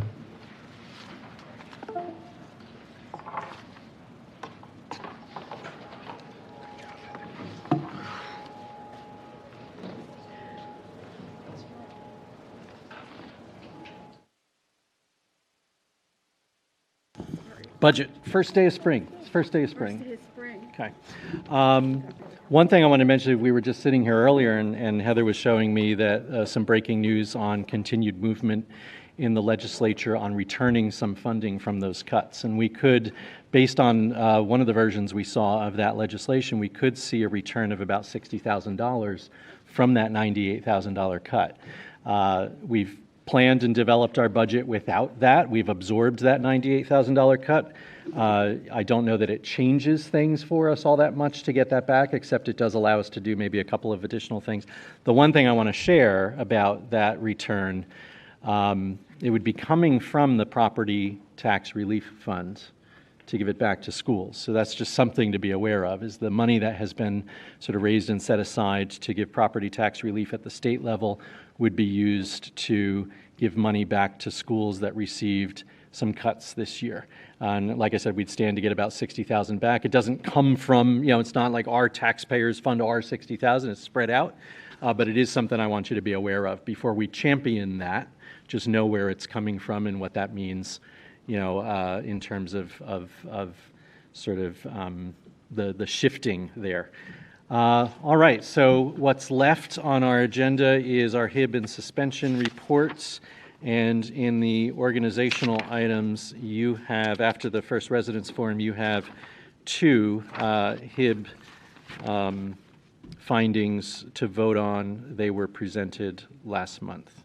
So with that, I conclude my report. Thank you. Thank you, Dr. Moore. So we'll move into the first residence forum. This is for action items on the agenda. If you'd like to come to the mic and speak, you have 5 minutes for a total of 30 minutes. Please step up to the mic, state your name and municipality. Okay, it doesn't look like anybody wants to speak for the first residence forum, so we'll move into the organizational items. Can I have a motion, please, to affirm the administration disposition for HIB 2223017 and HC 2223021. So moved. I have a motion and a second. Is there any discussion about those two HIBs? Are these from the last meeting? They are. Yes. Okay. Yes. Any further discussion? Hearing. Yep. I'm sorry. That's good. Can I have a roll call, please? Mrs. Bloodfield? Yes. Mr. Davidson? Yes. Mrs. Duggan? Yes. Mr. Fowler? Yes. Mrs. Hughes? Yes. Mrs. Kellogg? Yes. Mrs. O'Donnell? Abstain. Mrs. Peterson? Yes. And Mr. Reimer? Yes. All yes, motion carries. Thank you, Mrs. Spitzer. We'll move right into committee reports. Mr. Davidson, would you like to report on student life, please? Yes, we had a Student Life and Program Committee meeting, and as you can see on the agenda, there are 4 items under Student Life and Program to be approved tonight. The first is articulation agreements with Stockton and New Jersey NJIT. Wonderful programs that we're expanding and being able to propose to our students. And the agreements, which are interesting, include all the facilities that these universities have, like their libraries, et cetera, are all going to be made available to our students. This is a kind of exciting thing if you read through the agreement. So, and the other thing that Dr. Moore had mentioned was the fact it really, the load comes down for this to the teaching staff that we have. Our teachers have to be capable of teaching college levels subjects, and this doesn't seem to be a problem of any kind. I'm very proud to say that our teachers are qualified at that level. So this is a very positive item. Student Club wants to change their name from Pulse to Gay Straight Alliance. That should be no problem. That's what they want to do, and we should prove that. And we have two policy items, a first policy reading on 24-25, and a second policy approval for 24-23. It's bilingual education, 5,200 attendance, 8140 student enrollments, and 8330 student records. So I'd like to move Student Life and Program Committee items 1 through 4. So have a second? Second. I have a motion and a second. Is there any discussion? Hearing none, can I have a roll call, please? Mr. Davidson? Yes. Mr. Fowler? Yes. Mrs. O'Donnell? Yes. Mrs. Kellogg? Yes. Mrs. Butterfield? Yes. Mrs. Duggan? Yes. Mrs. Peterson? Yes. Mr. Reimer? Yes. And Mrs. Hughes? Yes. All yes, motion carries. Thank you. We'll move into operations and transportation. Mr. Fowler? Thank you, President Hughes. 17 items tonight. So it's going to take me a little while, but I'll go through as briefly as possible. And please know that all of this has been discussed at length and numerous times over the last number of weeks across our board. So we'll start off with our financial reports for the Board Secretary and Treasurer's reports ending in January 31, 2023. We also have a number of invoices that we are booking in the amount of $11,331.93.94. We have our monthly transfers. As you heard from Ms. Spitzer, a wonderful tentative budget of roughly $80 million, which has been pined over quite extensively. But again, thank you, Ms. Spitzer, for all of that information. Make sure I'm on book here. We have to accept our financial year 2022 annual comprehensive financial report. That's the auditor's report, the synopsis, and the comprehensive financial report. If anybody did go through page by page, it is quite comprehensive and will help you sleep very well.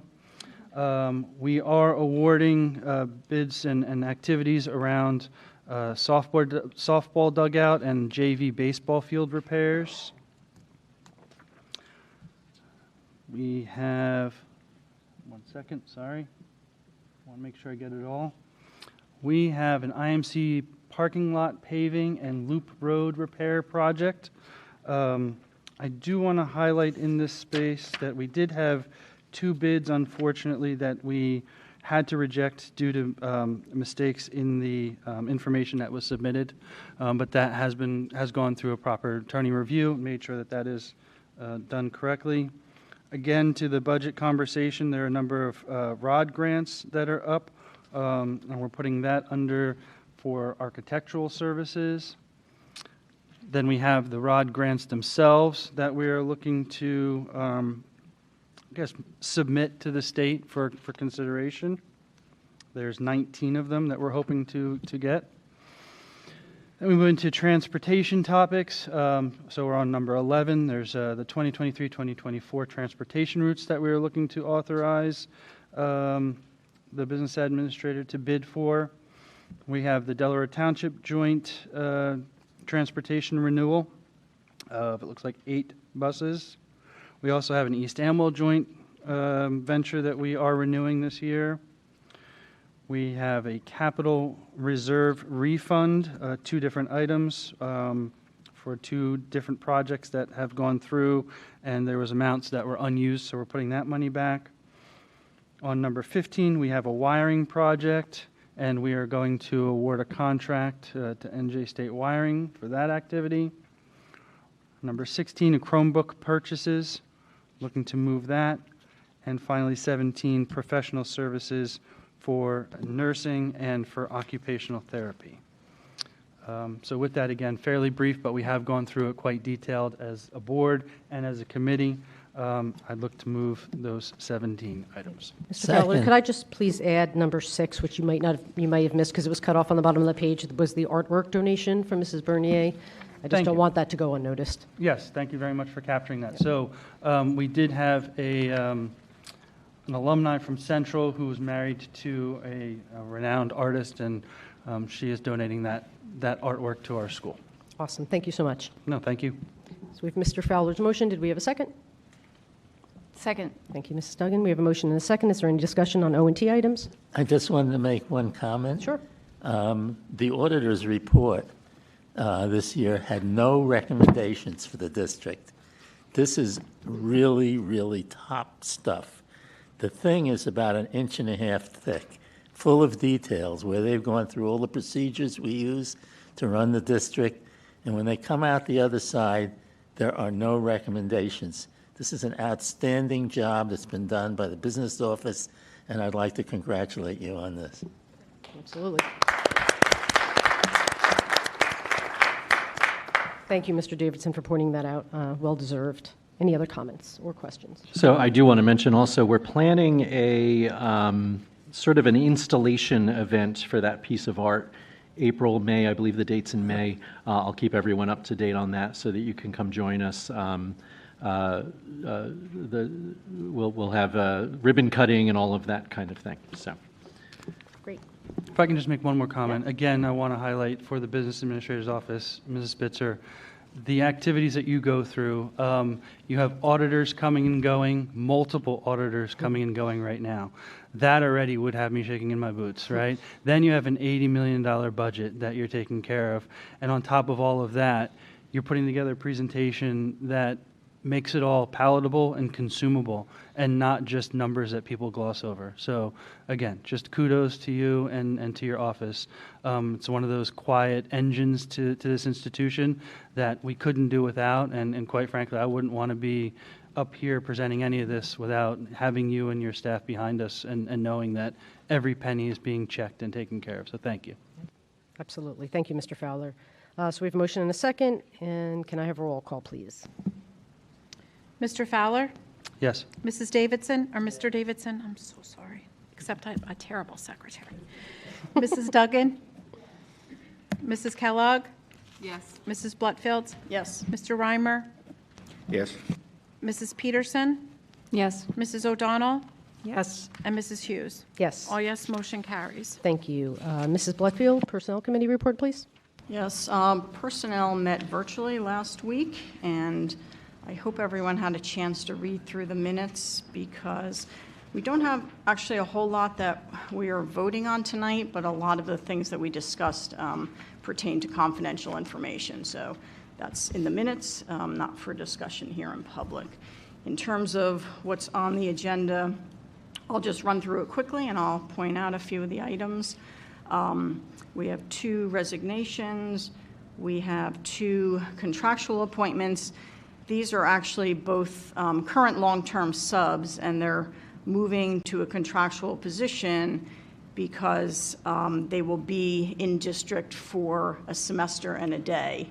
And once they hit that, we're required to offer them a contractual position.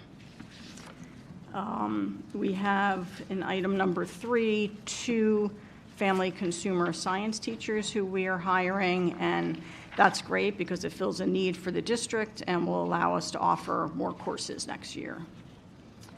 A few more substitute teachers who we're putting on the agenda here. We have some hourly appointments. You'll notice a bunch listed here for STARS, Student Tutorials for Academic Recovery and Success. That is an annual intervention training program for at-risk students, and it's paid for with federal grant money. And you'll notice that it's paid for at our new Tier 2 contractual rate. Bunch of professional development. There is one item on here that's a bit pricey. That is an annual national conference, the Learning Recovery Plans National Institute of Legal Issues of Educating Individuals with Disabilities. Item 7, again, that's where you'll see the breakout for our co-curricular advisors and volunteers. So we have 2 unpaid staff advisors and 1 community volunteer. We have a couple of both unpaid and paid leaves of absences and 1 suspension. And then we have the final 2 sidebars to our HCEA contract. The first one clarifies how much the paraprofessionals will get paid for work outside of their contract day. And the second one formalizes an agreement that we had in place during COVID, where we paid teachers a $50 a day stipend if they gave up their prep period to fill in for a colleague's absence. And we wanted to continue that because, if we have difficulty hiring a sub, it will just help keep classes covered. Those are the items that are on the agenda. The only other thing that I'll mention is at the end of the meeting, Dr. Moore had left, and then we just had a brief discussion of the timelines and procedures for the superintendent evaluation, which is upcoming. So with that, I will move personnel items 1 through 12. Second. Thank you. I have a motion and a second. Any discussion? Hearing none, can I have a roll call vote, please? Mr. Fowler? Yes. Mr. Davidson? Yes. Mrs. Duggan? Yes. Mrs. Kellogg? Yes. Mrs. Blutfeld? Yes. Mr. Reimer? Yes. Mrs. Peterson? Yes. Mrs. O'Donnell? Yes. And Mrs. Hughes? Yes. All yes, motion carries. Thank you. Ms. O'Donnell, do we have a Racism, Equity, Diversity Committee report? Yes, we don't have any action items. We don't have anything to move. Just a brief update that we had a meeting that Dr. Moore facilitated with representation from the HCEA and the HCAA. So we had an opportunity to put some framework around the care policy, Policy 8100, and talk about what our next steps are. Some of those include cataloging work that is going on, but isn't necessarily captured at the moment. We want to identify the work that is happening in terms of that policy. And we also had a robust discussion about student voice and representation in overseeing the care policy and the work involved. So we left that with some good next steps about what needs to get done to identify work being done and to keep moving forward on including students in the conversation. And I'll defer to you, Dr. Moore. Yeah, there was one additional piece, and I didn't have a chance, and our time ran out. We had visitors in our meeting with the HCEA and the HCAA, so our time ran out, but I did want to update the board on a workplace diversity project that we've been doing. You'll remember that we were selected as one of a dozen or so districts to participate in a professional development program with a team. I'm on the team, Mr. Brandt's on the team, several others, Ms. Cangelosi-Haight and others, to explore how to attract, how to retain, how to support more diverse workforce in our school, particularly in light of the increasing diversity of our student population. So we have been doing sort of homework and then meetings on that. We had a meeting today preparing for another session with all of our partner districts in that project on Wednesday, and we're at a point now where we can begin to get to some specific actionable items around how we present ourselves, how we recruit, and how we show prospective employees that this is an excellent place to work. So that's moving forward, and I think we have 2 more sessions before that project is done. And we'll be able to come out of that, I believe, with action plans for supporting workplace diversity initiatives. Thank you, Mrs. O'Donnell and Dr. Moore. Mrs. Kellogg, do you have a report on Communications Committee? I do. We also didn't have any action items coming out of the Communications Committee, but we did have an informative presentation from Mrs. Tucker and Dr. Moore on the current state of communications within the district. So what the means and methods, what things we try to communicate on a daily, monthly basis. Mrs. Tucker did note that there's been a reinvigoration of pre-pandemic efforts to increase the flow of communication between the departments and the communications department.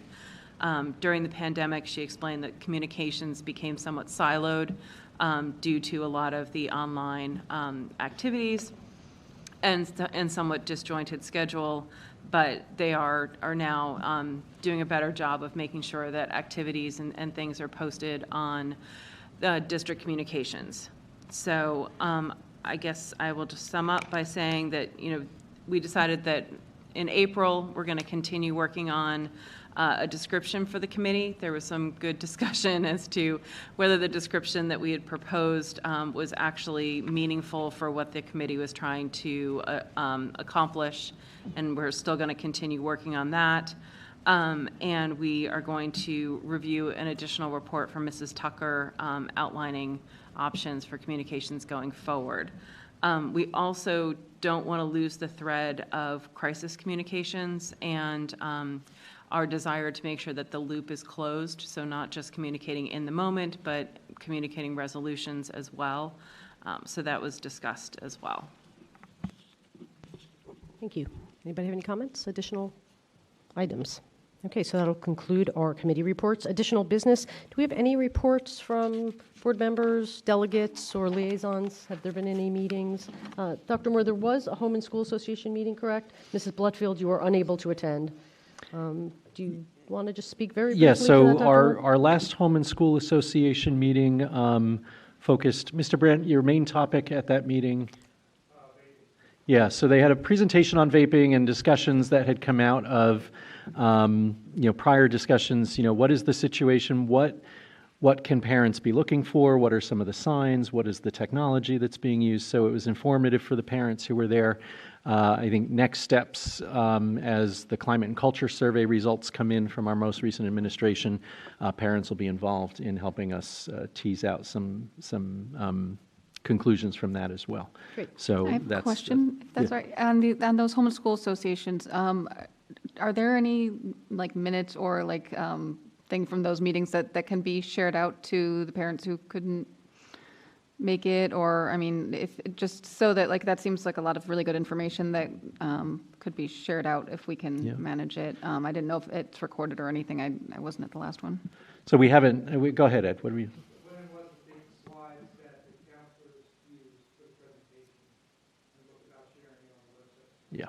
Yeah, but in terms of minutes, that's a good idea. And typically, Mrs. Blutfield will be at those meetings to report to the full board and the public. It just she wasn't able to attend this month, but yeah.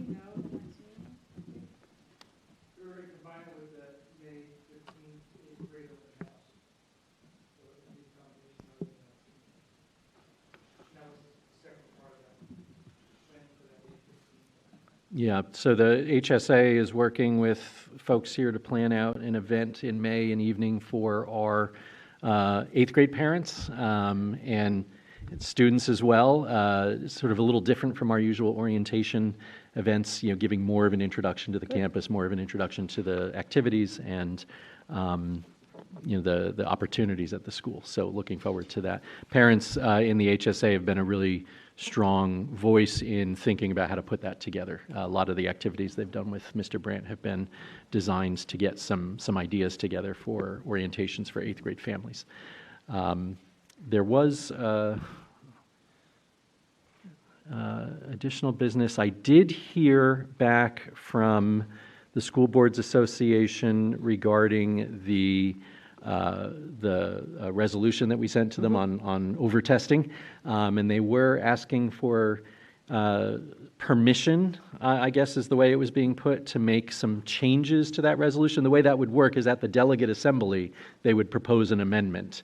And I guess they were asking if some of their ideas would be viewed as friendly amendments from the board.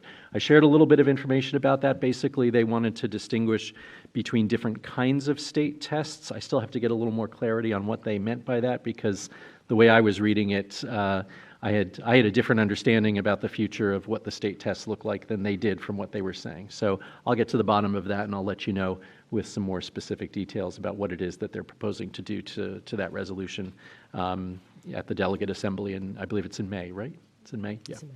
So I'll be back in touch with you about that. Okay. Any other additional business? I do have one. So it hooks into O&T, Operations and Transportation, but I think it's something that we don't talk about yet, and we'll bring it more to the surface. But everybody that's on the Operations Transportation Committee also represents Hunterdon Central in conversations with Flemington Raritan in a joint transportation committee that manages all of our busings. And without going into too much detail, I think it's at least good to note that the bylaws that manage that committee and commission, if you will, are rather dated, right? And we've acknowledged that, we've identified that, and the two entities have agreed to put that on table, discuss it, resolve it, and bring the bylaws up to speed. So we've started to frame out how we want to have that conversation. There's been an agreement for a retreat in the upcoming months, and we'll have a more readout under O&T as we progress that activity. Perfect. Thank you, Mr. Fowler. One additional thing I'd like to add is just to plant the seed for summer retreat. I know it seems far away, but we're approaching the end of March already, and I know it's difficult to get people's calendars together. So I just wanted to put it out there to start thinking about, doing a summer retreat. I believe when we met in January, we talked about doing it in the summer, having it at least twice a year. So just look for communications coming up about, gathering available dates, weekends, half days here and there and the like. But I don't want to lose that on our radar because we're going to turn around. It's going to be May. Anybody else have any additional business? Nope. Okay, with that, we'll move to our second residence forum. This is for general comments. Same rules apply, 30 minutes total, 5 minutes at the mic. Dr. Moore will time for 4 minutes, and then we'll give a notification of 1 minute remaining. Please state your name and municipality. I think there should be a piece of paper up at the mic. It's on the stage, actually. It's on the stage, okay. Yeah.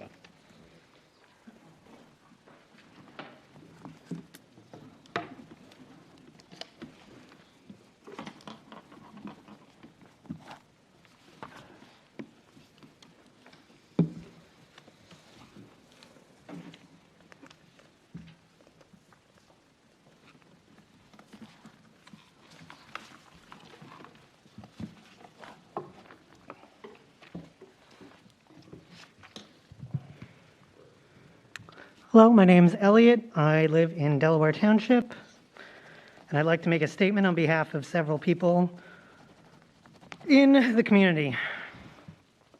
It has recently come to the attention of our residents that there may be a member of this board who has established a Twitter account on which they have posted hateful and discriminatory information. The account name is @MamaLlama. Statements and posts on this account are both homophobic and transphobic. Some examples of the things that they have posted within the last few months.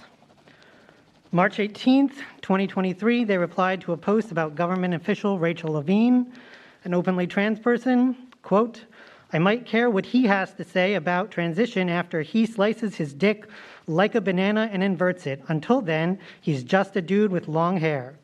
March 17th, quote, "Has Levine had his dick sliced open like a banana and inverted yet? If not, he should really shut the F up." March 12th, the account replied to a post on the topic of trans surgeries. "Yes, and for boys who would otherwise grow up gay, they can't even derive pleasure from anal sex because the prostate is essentially shoved out of the way during the inversion."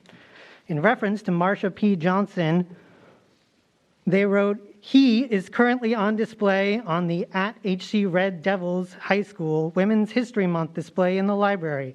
Amazing misogyny and a horrific signal to young women. Do better, Central. Highlight them," referring to Marsha and Laverne Cox, in June, not for Women's History Month. Our illustrious former Blue Ribbon School, Hunterdon Central Regional High School, has 2 men on the Honoring Women's History display. When I complained to the superintendent, Jeff Moore, he offered to re-educate the kids who are offended by it. I hate NJ. And my favorite one, imagine believing in race privilege. Those are just a few of the posts on this account, but there are many more. This board member took an oath of office and swore, in part, that they would, quote, support the Constitution of the United States and the Constitution of the State of New Jersey and, quote, faithfully and impartially and justly perform all the duties that office according to the best of their ability, so help them God. The posts on Twitter clearly show an inability to treat certain segments of our school population in a manner that is not discriminatory. This is not only a violation of the oath they took, it is a violation of the New Jersey law against discrimination, which reads, in part, quote, the New Jersey law against discrimination prohibits discrimination and harassment based on gender identity or expression. These posts on Twitter are clearly discriminatory. Further, Federal Title IX of the Education Amendments of 1972, colloquially known as Title IX, specifically prohibits discrimination on the basis of sex in federally funded education programs and activities. So this is also a violation of federal law.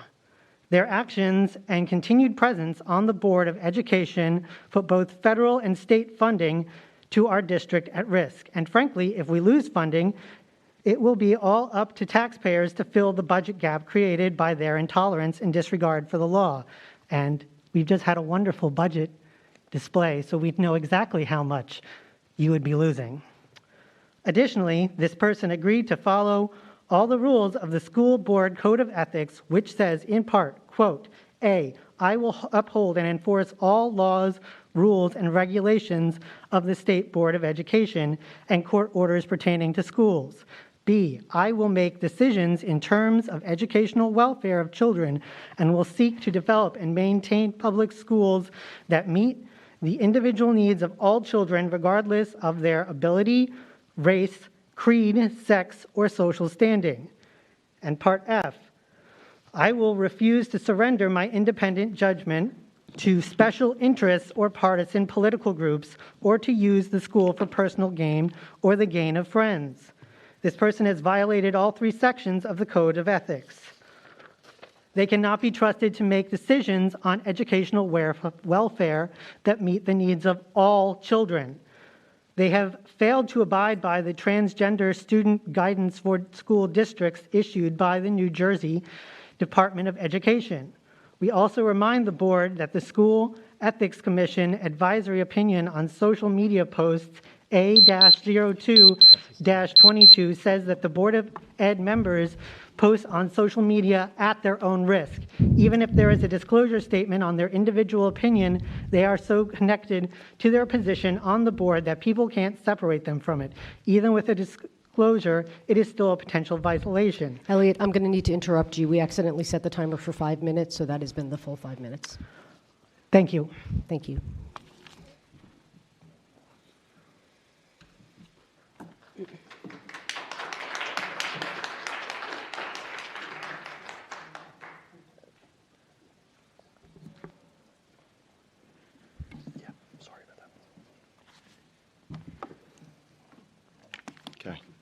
Good evening. Steve Farsi, Hunterdon Township. I just wanted to address a couple things. I was here on January 3rd, I was here on March 1st, and now I'm here on March 23rd. And there's something that I wanted to point out. There's been 3 times I've been stopped from talking by the president, and that should not happen. This is a public forum. The first time was me addressing an action item on the agenda. I was told that it wasn't an action item, but everybody should know that I did reach out to Ms. Hughes via email, and it was a good email, great response. She acknowledged that that was incorrect, but I think that people who come up to this podium and speak on agenda items should know that if it's on the agenda, you can speak about it in a public forum on the first public comment session. That's one. The second time I was cut off was in the second public comment session when you indicated that I wasn't to address Dr. Moore. I don't know any law that says that. You may be your rule and policy, but I guess that's one I guess I can follow. It's fine.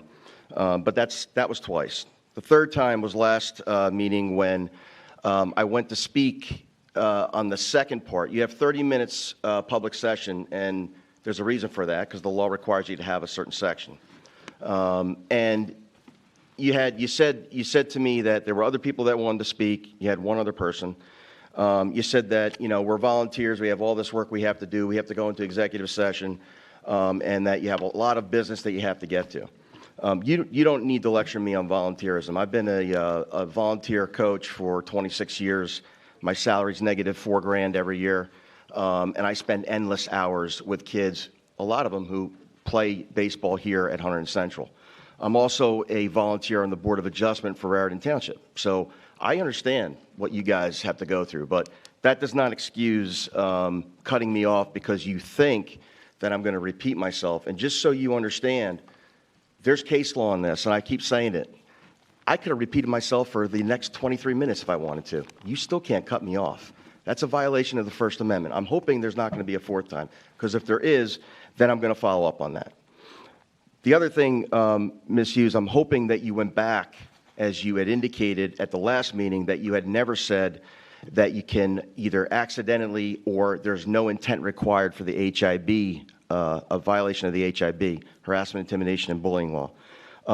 I went back, and I know that at 2 hours, 8 minutes, and 55 seconds is when, clear as day, both your president and super believe that intent is not necessary. The reason I know that is because your attorney, who also believes in that position, sat there and said, yes, Jeff and Lisa are correct. Intent doesn't matter. And I think she said I have additional slides on intent. Again, that's just so we understand, and I hope your principal understands who's sitting here. You have to have intent to violate the strictest bullying law in the country. You cannot accidentally violate the HIB law, okay? So let's hope that, I'm very concerned because I don't know if you guys can't understand what the law is and you can't enforce your policies, then everybody here at Hunterdon Central is at risk, including yourselves, including your principal. Hopefully, Mr. Brandt understands that the law requires intent. I think he does. I'm hoping he does, because everybody who's had an HIB complaint could then go back and say, hey, you know, I wonder if they actually followed the law. And I have a great concern for it because I don't think you guys have learned. We sat in that library, and I told you this last time, where we had two meetings. I'm a little bit behind you, but okay. You have 1 more minute. I got you. But I told you last time we had 2 hearings on an HIB hearing for Mr. Gibble, and that was specifically addressed. And you guys still haven't learned. That was a created debacle, and you guys still haven't learned from that, which is very scary. So, you know, I don't understand why. Well, let me put it this way. Now that I've made this statement, and you guys can believe me if you want, I've only been doing this law since 2011 when it went into effect. What are we doing to make sure that you and your staff understand what it means to violate the HIB law? What are you doing? Nothing? Because I get up here and I speak and you say, okay, you know, let him speak. He's not going to do anything. Nothing matters. We're just going to go on our business. I haven't heard anybody do anything. I'll tell you what, if I'm a board member, I want to know, what are we doing to make sure, if you don't believe me, then find out. I mean, but don't do what you've been doing, because that's not working, okay? And I'm going to tell you, I told you this, I've been to Trenton. They're concerned about exactly what's going on here. So you guys should figure it out. I think you let me go over, so I appreciate it. Thank you, Mr. Farsier. Is there anybody else who'd like to speak tonight?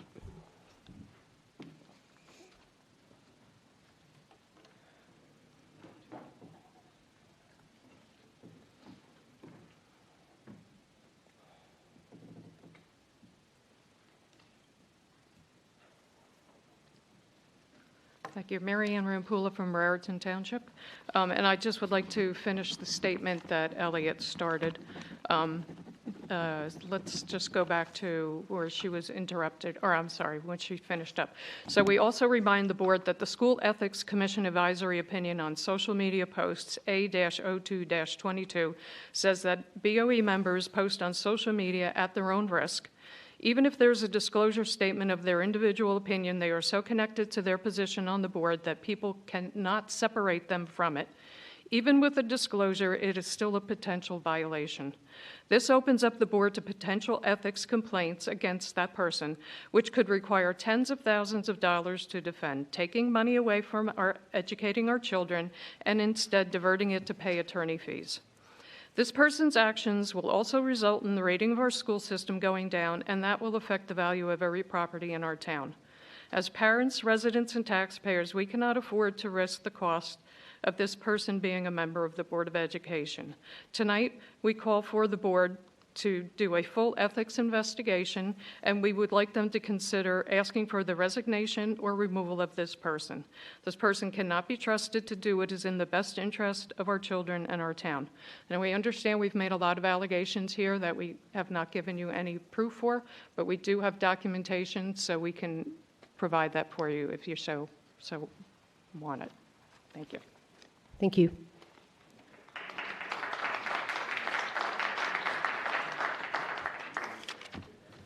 My name is Christopher Bone, and I am a 31-year resident of Raritan Township. And I also wanted to address the issue of board members and potential tweets.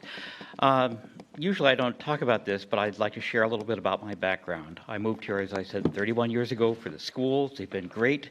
I've cheerfully paid tens of thousands of dollars of taxes to support the wonderful Hunterdon Central School District.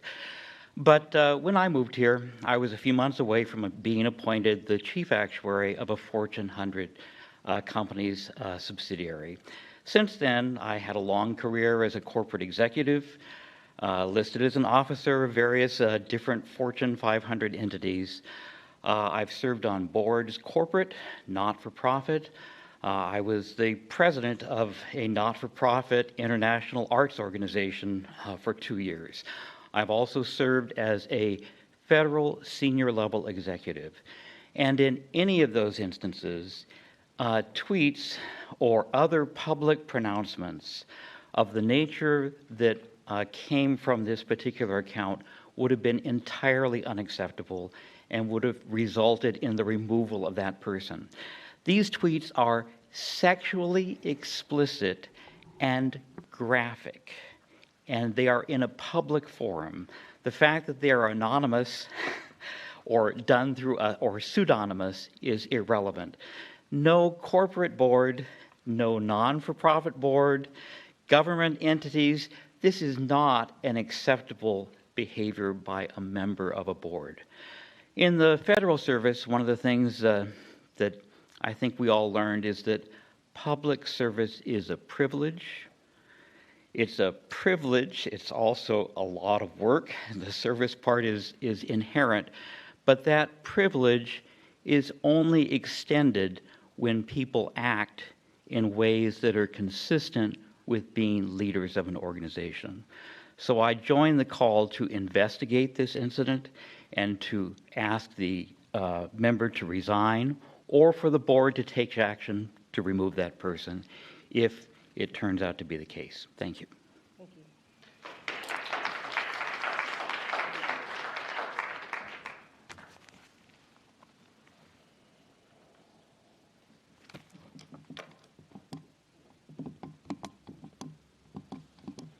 Lisa Santangelo from Reddington Township.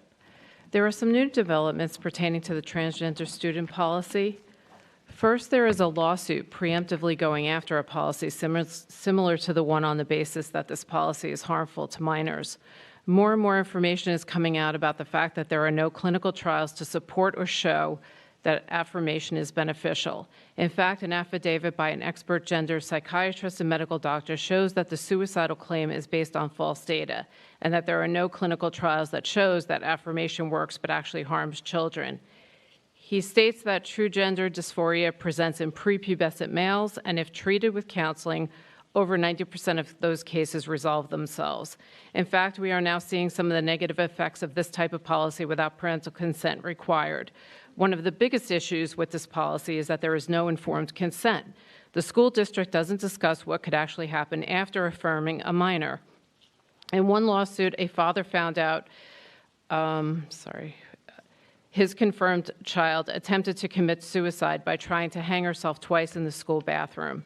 He did not know his child was affirmed with a different gender and that she was so distraught she tried to kill herself. Another parent found out that their affirmed child, after discovering drawings depicting suicide, she is in 5th grade. The school stated they didn't want to tell her parents because they were Catholic and wouldn't understand. If the policy benefits minors, then why are we seeing children trying to commit suicide?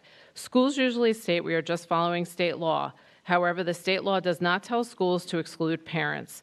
Why support a policy that gives access to and isolates minors away from their parents and portrays parents as not safe, or separate a minor from their parents regarding life-altering decisions, or allow staff to gain the trust of these minors by affirming something that they are not qualified to do, know nothing about, and have no credentials to do so? You are also not providing informed consent regarding the consequences to these decisions. What about all of the detransition testimonies? Chloe Cole, one of thousands, started to transition as early as 13 to only find herself living with a double mastectomy, medications that left her with sexual dysfunction, physical and emotional scars. Her parents were told that they would either have a dead daughter or a trans son. She is speaking out in great detail how she was misled, misdiagnosed, and her deep regret in transitioning. And she is not sure if she will ever be able to become pregnant, and she is only 18. We also have over 18 states now that have passed legislature pausing gender-affirming practices for minors. Schools are not providing informed consent about puberty blockers, cross-sex hormones, etc. Are you sharing this information with minors? Parents are not given opportunity to help their children. You say it's because parents may harm their own children. However, what about the dozens of teachers and staff that have been arrested in New Jersey alone for sexual abuse of a minor? In addition, our New Jersey Senator Andrew Zwicker just introduced Bill 3592 into the New Jersey Senate. If passed, a parent who denies gender-affirming care to their child will be considered a form of child abuse and grounds for removing this child, and will be forced by the state to receive treatment regardless of the parent's rights, religious beliefs, and biology. This is alarming. I am asking the board to require parental consent to this policy and leave these decisions to the parents. I am sending each board member all of this documentation. At a minimum, you cannot deny these facts exist, and at best, I strongly urge and hope that you will take action. The other thing I just wanted to briefly bring up with regard to the new policy 8330, student records, I'm just wondering, it says non-adult students may assert rights of access only through their parents. So I'm just wondering how this reconciles with the transgender policy, where there's a separate file that is created due to the gender change. And some parents may not be aware that that file was created. And so I believe it's a violation of FERPA, so I'm not sure how that reconciles. Thank you. Thank you, Ms. Santangelo.